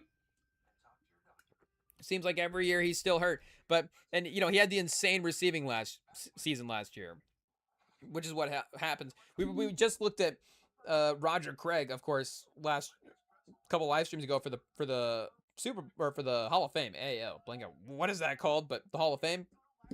He had that season where he had like 92 catches and led the league in receptions. But Christian McCaffrey this year, 102 receptions, this past season, 924 yards and 7 touchdowns as well too. 129 targets. So again, the question is he going to be another 400, 375 plus scoring guy again this year? But he was still 1,200 yards, 311 carries. So did he have the most carries in the league as well? Hey, second most carries in the league, and then most receptions at running back by far. I guess I'm saying by far, but I can't imagine there was somebody too close. Bijan at 79 and 287, so still the volume, and Jahmyr Gibbs, and obviously the 1-2 here as well this year. You do have Gainwell as a sneaky 73 receptions last year. Chase Brown, and then there's our guy Achane as well, who was healthy and very, very productive. But again, I don't even know. The Dolphins won 7 games last year. They're just so clearly going to be a 3-win team this year that, 3-win teams are objectively very, very bad. And I don't know why you would want a fantasy player on a 3-win team. But even though it doesn't seem like, the fantasy player from a 3 to 7-win team is that much different, it kind of can be. But G&T, 55 receptions is kind of heavy as well, too. Didn't even get to 1,000 yards last year from the rushing standpoint, but still kind of a similar tier there. So Saquon would have been the main, or just James Cook, kind of a rush only type of guy. Jonathan Taylor, still a good receiving threat as well too, though. We're not doubting his receiving abilities. Derrick Henry, rush only in a sense. Saquon a little bit rush only as well too, 37 carries. Travis Etienne, 36. Kyron Williams, 36. Javonte Williams, 36. Then Breece Hall, 36 as well, too. Tony Pollard, 33. Rico Dowdle, 39. Josh Jacobs, 36. Chase Brown, I guess he is kind of a two-way running back there. And then Quashon Judkins, 26 as well. So those are the guys that don't maybe have from last year as much receiving upside as some of these other running backs that we were looking at here. But wait, just to resort for the point total, we have McCaffrey, Bijan, Gibbs, Taylor, Achane. Chase Brown was, I guess, kind of the sneaky high up the list guy last year. Derrick Henry, again, speaking of, continuing to just dominate every year, 16 touchdowns last year. So I don't know why that would necessarily fall off too much. I don't think Lamar is going to be in the same spot to take rushing touchdowns away from Derrick Henry. And, Derrick Henry saving Lamar's physically like that is, I'm sure something that the Ravens are looking forward as well, too. I mean, he did have the 1,600 yards as well, but, again, 1,200 yards, 10 touchdowns. Like, he's still probably in line for really, really productive fantasy season, even if it's not, top notch. And is Derrick Henry going to be, again, a guy that people are going to be jumping on in drafts early on? Like, he's being drafted under Jeremiah Love. So again, who's more likely to just have 1,200 yards and 10 touchdowns this year? Jeremiah Love or Derrick Henry? It's pretty close. Again, obviously we're talking about the the high ankle sprain, but even Gene T as well too. Obviously, you get the upgrade with the quarterbacks, hopefully with both Mendoza and Kirk Cousins and Mendoza. Either way, whichever one who's playing. But it's again Lamar's better than both those guys, and Derrick Henry has been better over the last couple of years. And if his fall off is not going to be 800 yards, then he can still be better than both those guys as well too. But you do have again Gibbs and Bijan over McCaffrey, which I think does make sense from a health standpoint. Like that does seem like a fair bet for sure. Though again, going back and look at the McCaffrey numbers, it is like, man, it is crazy how again dominant the receiving stuff there is as well too. And Trey McBride basically the same level of domination as tight end. The only tight end last year to have 1,000 receiving yards is kind of crazy. You do have Pitts at 928 there as well too. And Kelsey's still number 3. Our guy Warren at number 4. So, again, is he going to go up more from a stat standpoint or more from like a skill pedigree standpoint? Because 800 yards is still pretty good for a tight end. If you're in that 75 plus catch, 800 yard plus receiving yard territory, obviously you're having very, very productive seasons every year. He doesn't necessarily need from a stats standpoint to go up way more than that, but would he be a guy that could jump into the 1,000-yard category even this next season as well too? Or maybe he has like 800 receiving yards, but then the 8 touchdowns on top of that or something like that. Or maybe just some more receptions as well. But I guess we could see him across he could be in the 200 fantasy points club is maybe the bigger picture here as well, because you did again only have McBride and Pitts at 200. And then Kelsey, Warren, Jake Ferguson, Fannin, and Dallas Goedert at 180 plus. Jawan Johnson at 179. I guess Bowers as well too. I think Bowers was in and out with injury, so Bowers could definitely be way up there. Where's Bowers at in the ADP? Is Bowers in the... We need to remember where he's at All-Stars. No, he's going in 20. So we go the other way right now. Bowers, he's actually going to have a bad season. Hey, yeah, you can get Tyler Warren way later in the draft or Bowers earlier on, and Bowers is recovering from injury. I don't know. But where did we pass our guy? Tyler Warren? Wait a second. Where did he go here? Tyler Warren. There's Alec Pierce. Are we on scoring from last year? No, we're on ADP. Hey, yeah, okay. So Tyler Warren, underrated. Isaiah Likely being drafted over Tyler Warren. Is that true? Wait a second. Let's go to ADP here and see what we've got going on.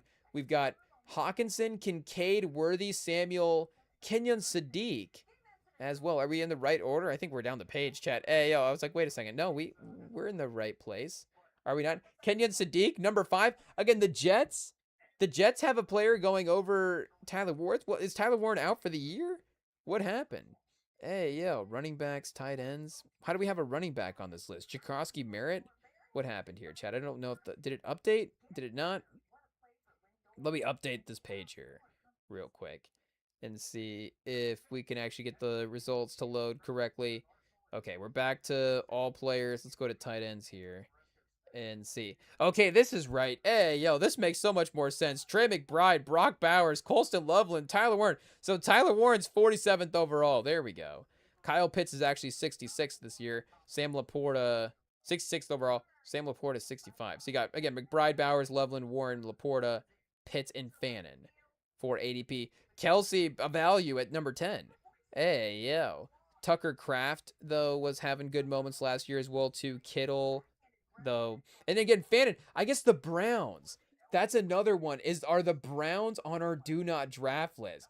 Because Shador was sailing some passes, but we do love Shador. Hey, yo. So we, honestly, Shador, the reason for the do not draft list might be the guy that we're most likely to draft, if we're being honest. Just as our biased pick. Who's going to be the biased backup quarterback that we take with our last pick this year, Chad? Are we going to take Anthony Richardson or Shador Sanders? Hey, yo. Because make no mistake, we will take one of those guys. We will draft one of them. Make no mistake, if you think we're lying, we're not. DM us at REMINGTOM Pod and let us know who we should take between Shador Sanders and Anthony Richardson. And Denzel Boston as well, too, has looked really good in this preseason process.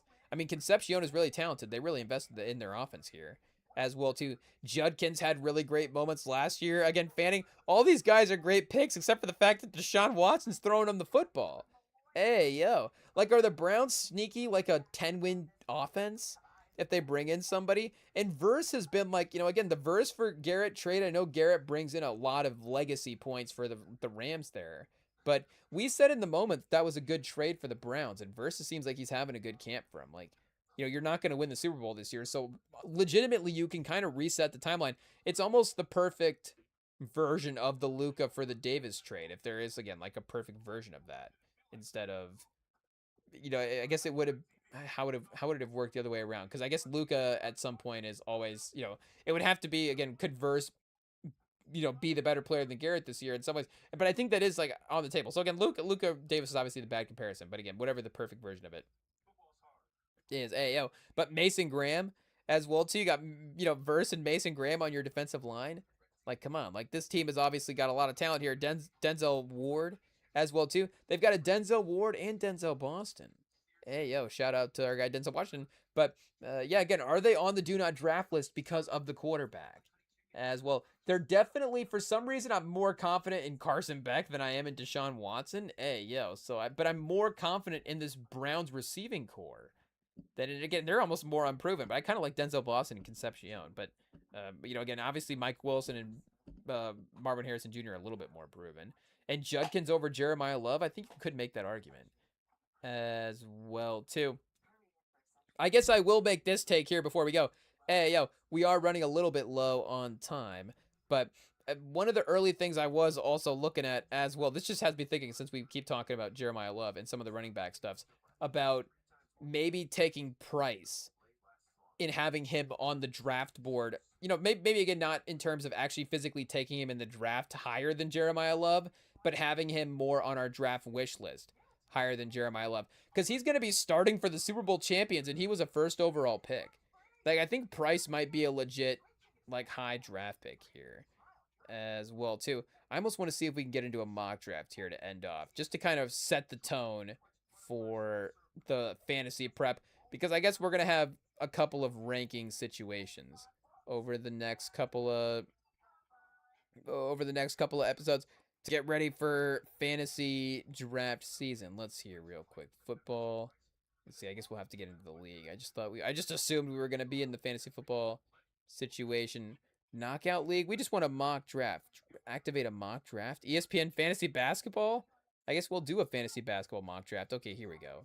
Mock draft now. Who can we be competing against here? Mock draft rooms 370, 340 of them are full. Hey, yo. People are locked in right now. Okay, 8-team beginner PPR chat. Hey, yo, 8-team expert. Okay, 10 team, 10 team, 12 team. Do we just go 14 team? Why not 18 team? Hey, yo, okay, we're not that talented. Let's go with the 14 team to start. Here we go. Oh, teams are getting in. Pause. 11 for 14. Oh, we can be number 6. Here we go, chat. Oh, we're not logged in. We're not logged in. Okay, give me a second. Let me log in here real quick. We might not be able to make that league. It is what it is. But I guess we could still join a mock draft here, obviously. Once we get joined in, just let me enter the email real quick. For some reason, it's not let me autofill. Pause. Let me get the password going. Hopefully, we remember the password, chat. Of course, this would be the time that we don't get it. I guess also we have to remember which direction the cap locks is going as well, too. And hopefully that doesn't confuse us too much. Okay, chat, let's see. 3, 2, 1. Are we logging in? We are. Did we make it in? Pause. Oh, it didn't get it, chat. Okay, that's fine. We can find another one and go for it here. I'm going to wait. Okay, we're in. Boom. Number 9. What do we got here? 3 minutes to draft. Perfect. Okay, so we don't have to, sit in the waiting room too long. And we've got the 14 teams, PPR. Is it expert again as well, too? Pro, I guess. We're in pro. So this is good. We can take any team area we want, any team number we want. I guess we'll go with number 9, which is what it auto-assigned us with here as well. So we do get a good middle of the draft spot. I think that it's better to be in the back half of round 1 and take a player earlier in round 2 than it is to be, again, like, take the number 1 overall pick. I think, like, the first 3 picks in fantasy are terrible. That player is usually overrated, and then your player in the second round is not good. But number 9, we'll just stay here for now. So again, our goal is to get Jadarian Price. Hey, yo. And see where he's at. But let's go back to the ADP here and see where he was listed with the running backs as well, too. Early name to watch, Jadarian Price. Yeah, 26 is crazy 81. So, again, I might even have him in our top 10, for names that we like this year, which again is a different ranking than ADP and stuff like that as well too, but I guess we can draft against that in a different way. Would we rather have, I guess this would be like the hot take, rather have Jadarian Price at 81 than Devon Achane at number 12? Why not, Chad? Hey, yo, let's watch Devon Achane be the number 1 player in fantasy this year. But again, for just the team value of it all, we would want to lean toward the good teams. And that's the other thing. You're getting a running back on a great team. We just saw Kenneth Walker literally win the Super Bowl MVP, and they replaced him with Jadarian Price. So this might be, again, like we said before, we do really, really value the first-round running backs, but they've been, the last couple of years, the guys that have been the top-end first-round running backs. Well, it has been the guy in the Jeremiah Love spot that would get that first-round pick value. But this year, I guess we're looking for a little bit different. We're going a little bit later in the draft, but either way, again, he is going to be really high up there as well too. JSN, this will be our jinx of the team this year. We're going to jinx Seattle by drafting all their fantasy guys, but even Shaheed as well too is interesting. Do they have Tyrion Arnold? Hey, yo, bringing him in from Detroit, I guess. I mean, E-Man Warrior and Witherspoon, the main 2 there, but I assume with the way that they've been able to have their defensive backs really step up their play, that will be, a good situation for him to unlock the best of his abilities, because he's another former first-round pick as well too. But I guess other do not draft list teams could potentially be the Steelers with Aaron Rodgers. I mean, I guess they were fine last year, 15th in points scored, middle of the offense. I guess DK Metcalf was pretty confident, but it is just a little bit of a an uninspiring situation as well too. I feel like that would be, maybe Atlanta would get there again. I guess Tennessee. Oh, we do have to mention Tennessee, unfortunately. We are going to hold out hope for Cam Ward still. Again, some of the preseason numbers haven't necessarily been all that inspiring. Tony Pollard, has been still productive in fantasy as of late, and I guess we'll double check the receivers here as well. Okay, good. The league did end up with a good amount of people, so we will be, hopefully drafting, at least for the first couple of rounds, against some real people here and see what happens. But I guess I don't even remember who we were looking for the running backs here as well. Saquon now number 7 as well is, starting to, still, I guess, still in the first round level area. Okay, chat. Number 9 means number 9 overall. Hey, that's CeeDee Lamb if we're just going right up against the board. So also Devon Achane. Hey, we're going to be putting our takes to the test right away. I think that's a pretty easy pick for me to take Jefferson over Achane. Again, you think, oh, the Vikings quarterback situation is not that great. It's better than the Dolphins. Hey, yeah, we'd rather have McCarthy than anybody on the Dolphins quarterback room. I mean, no disrespect to the Dolphins quarterback room, but again, McCarthy also won us a national championship. And Tyler Huntley left the Dolphins. So, I guess it has to be McCarthy. But then also, again, Kyler Murray is probably the best quarterback of all these guys anyways. So he'll be starting for the Vikings anyways. And you have James Cook here as well. Rashee Rice. Where's A.J. Brown at? I'm still kind of feeling we're still kind of up on A.J. Brown as a player. They have A.J. Brown below Garrett Wilson. I guess, again, it could just be the player, value of it all, obviously. But, Garrett Wilson, again, has Geno Smith as his quarterback, and A.J. Brown, has the quarterback that almost just won the league MVP this year. So I still kind of like A.J. Brown's value as well, too. Let's go A.J. Brown and Jadarian Price the first 2 rounds. No, okay, again, we're going chalk so far. Hey, yo, Puka Nacua, number 4. Bijan, 3. Jamar Chase, 2. Gibbs, number 1.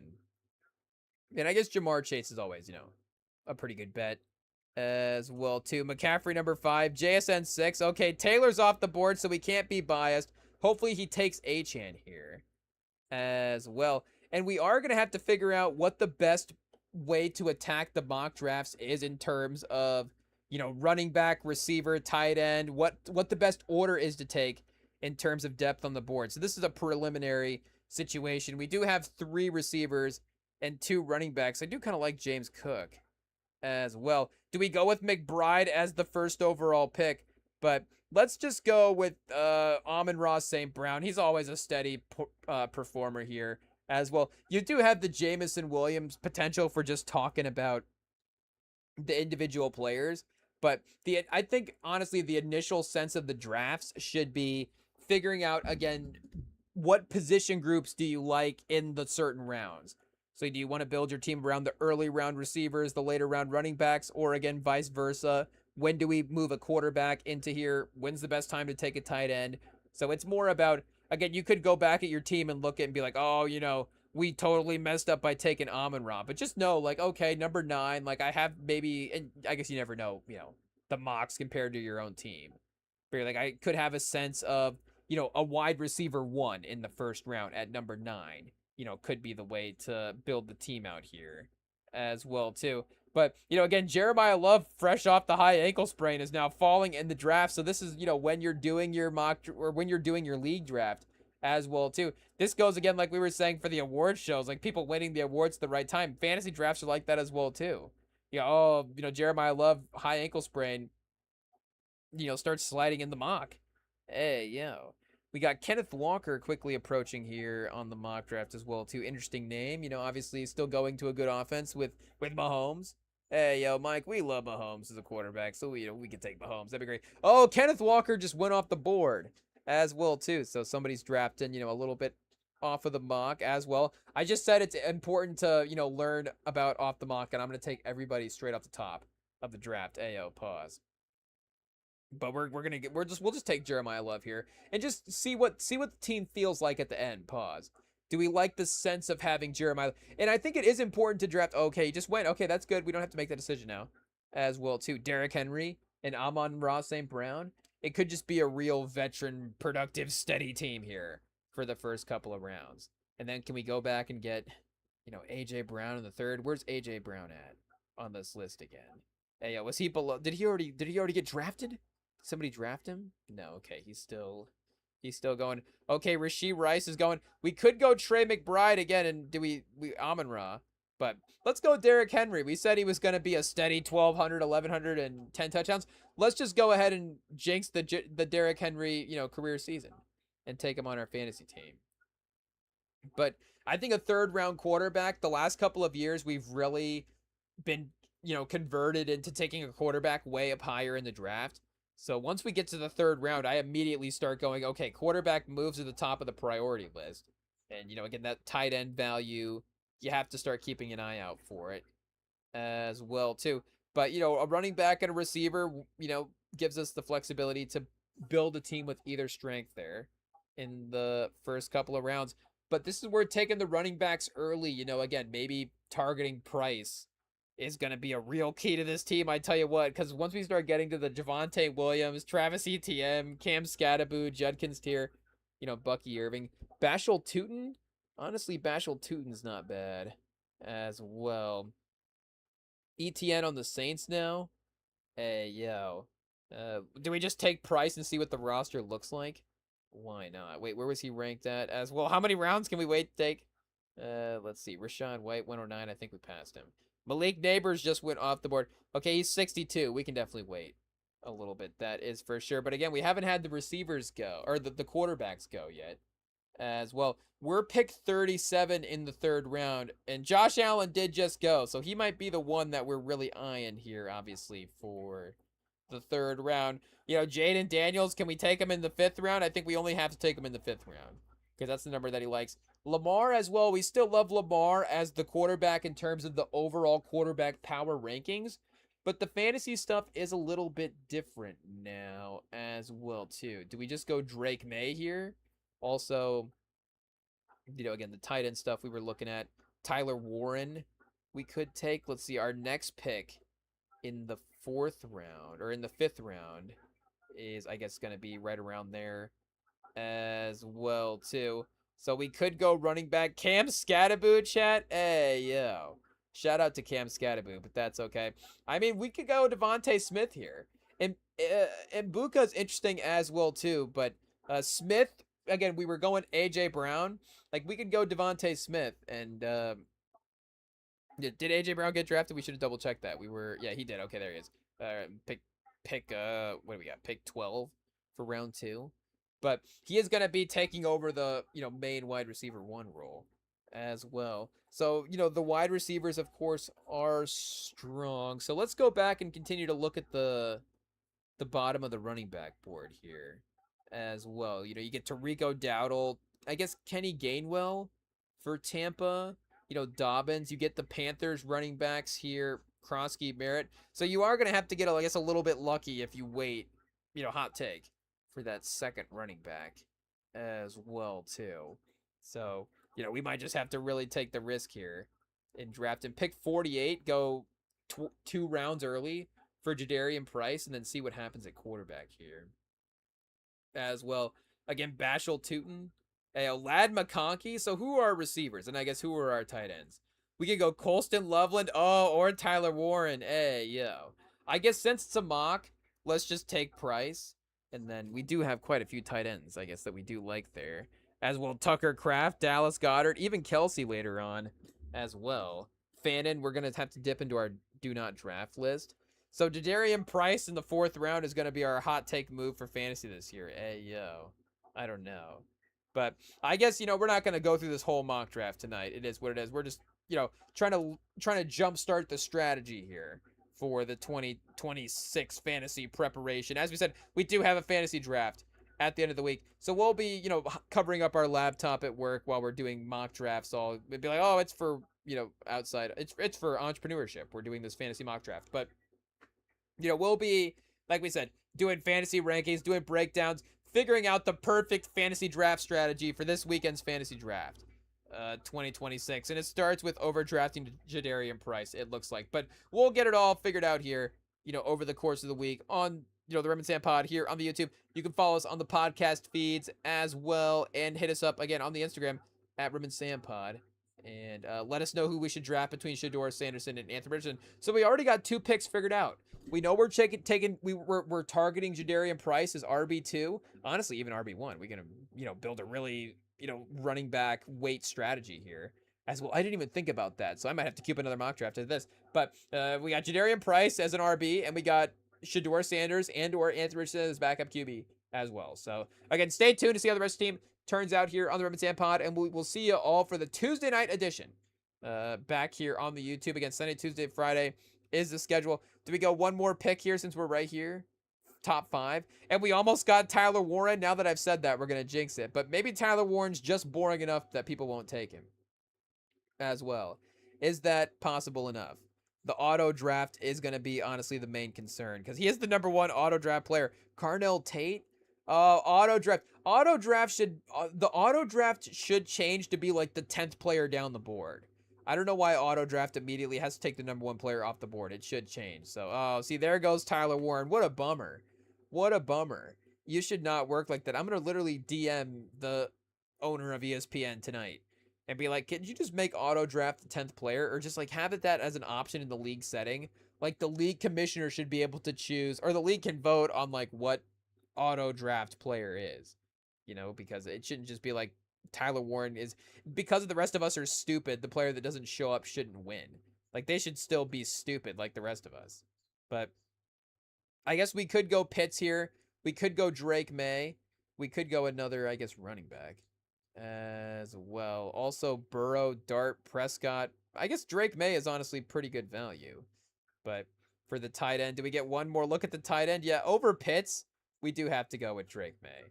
That is for sure. So honestly, that's a pretty good top 5. If we can double back and get a tight end here in round 6, again, against the auto draft, we're going to be doing pretty good. If we can get Kelsey in round 6, this is a good veteran team right here. I guess with a mix of some younger players with May and Price. May, Henry, Price, St. Brown, Devontae Smith. And then, maybe Goddard or Kelsey. Even Mark Andrews, though, could be interesting a little later. We're going to have to definitely look into the Isaiah Likely, what's Isaiah Likely doing in New York there? Because we've needed him to take a step forward for a long time, I tell you what. He is the starter. Of course, it is going to be reliant on what Jackson Dart does. You do have Neighbors there as the main number 1. But maybe Likely is a target for later on. So again, you don't have to obviously, take starters only. You can take your bench guys as well too. We could be taking some receiver depth here as well. Travis Hunter, ooh, two-way. Why not? But if we were to go, Travis Kelce at 105, take him at 76, it looks like we could wait on Travis Kelce, to be honest, if we're drafting against, again, the mock. So do we do another running back as well? Again, we're getting too far into the weeds at this point. This is where you win the draft, and this is where we tap out in the draft practice right here. But do we just take Travis Hunter, chat? Why not? Just because we're getting ready to log out. Okay, there it is. So we'll see y'all Tuesday night. Be back again. See you later. Peace.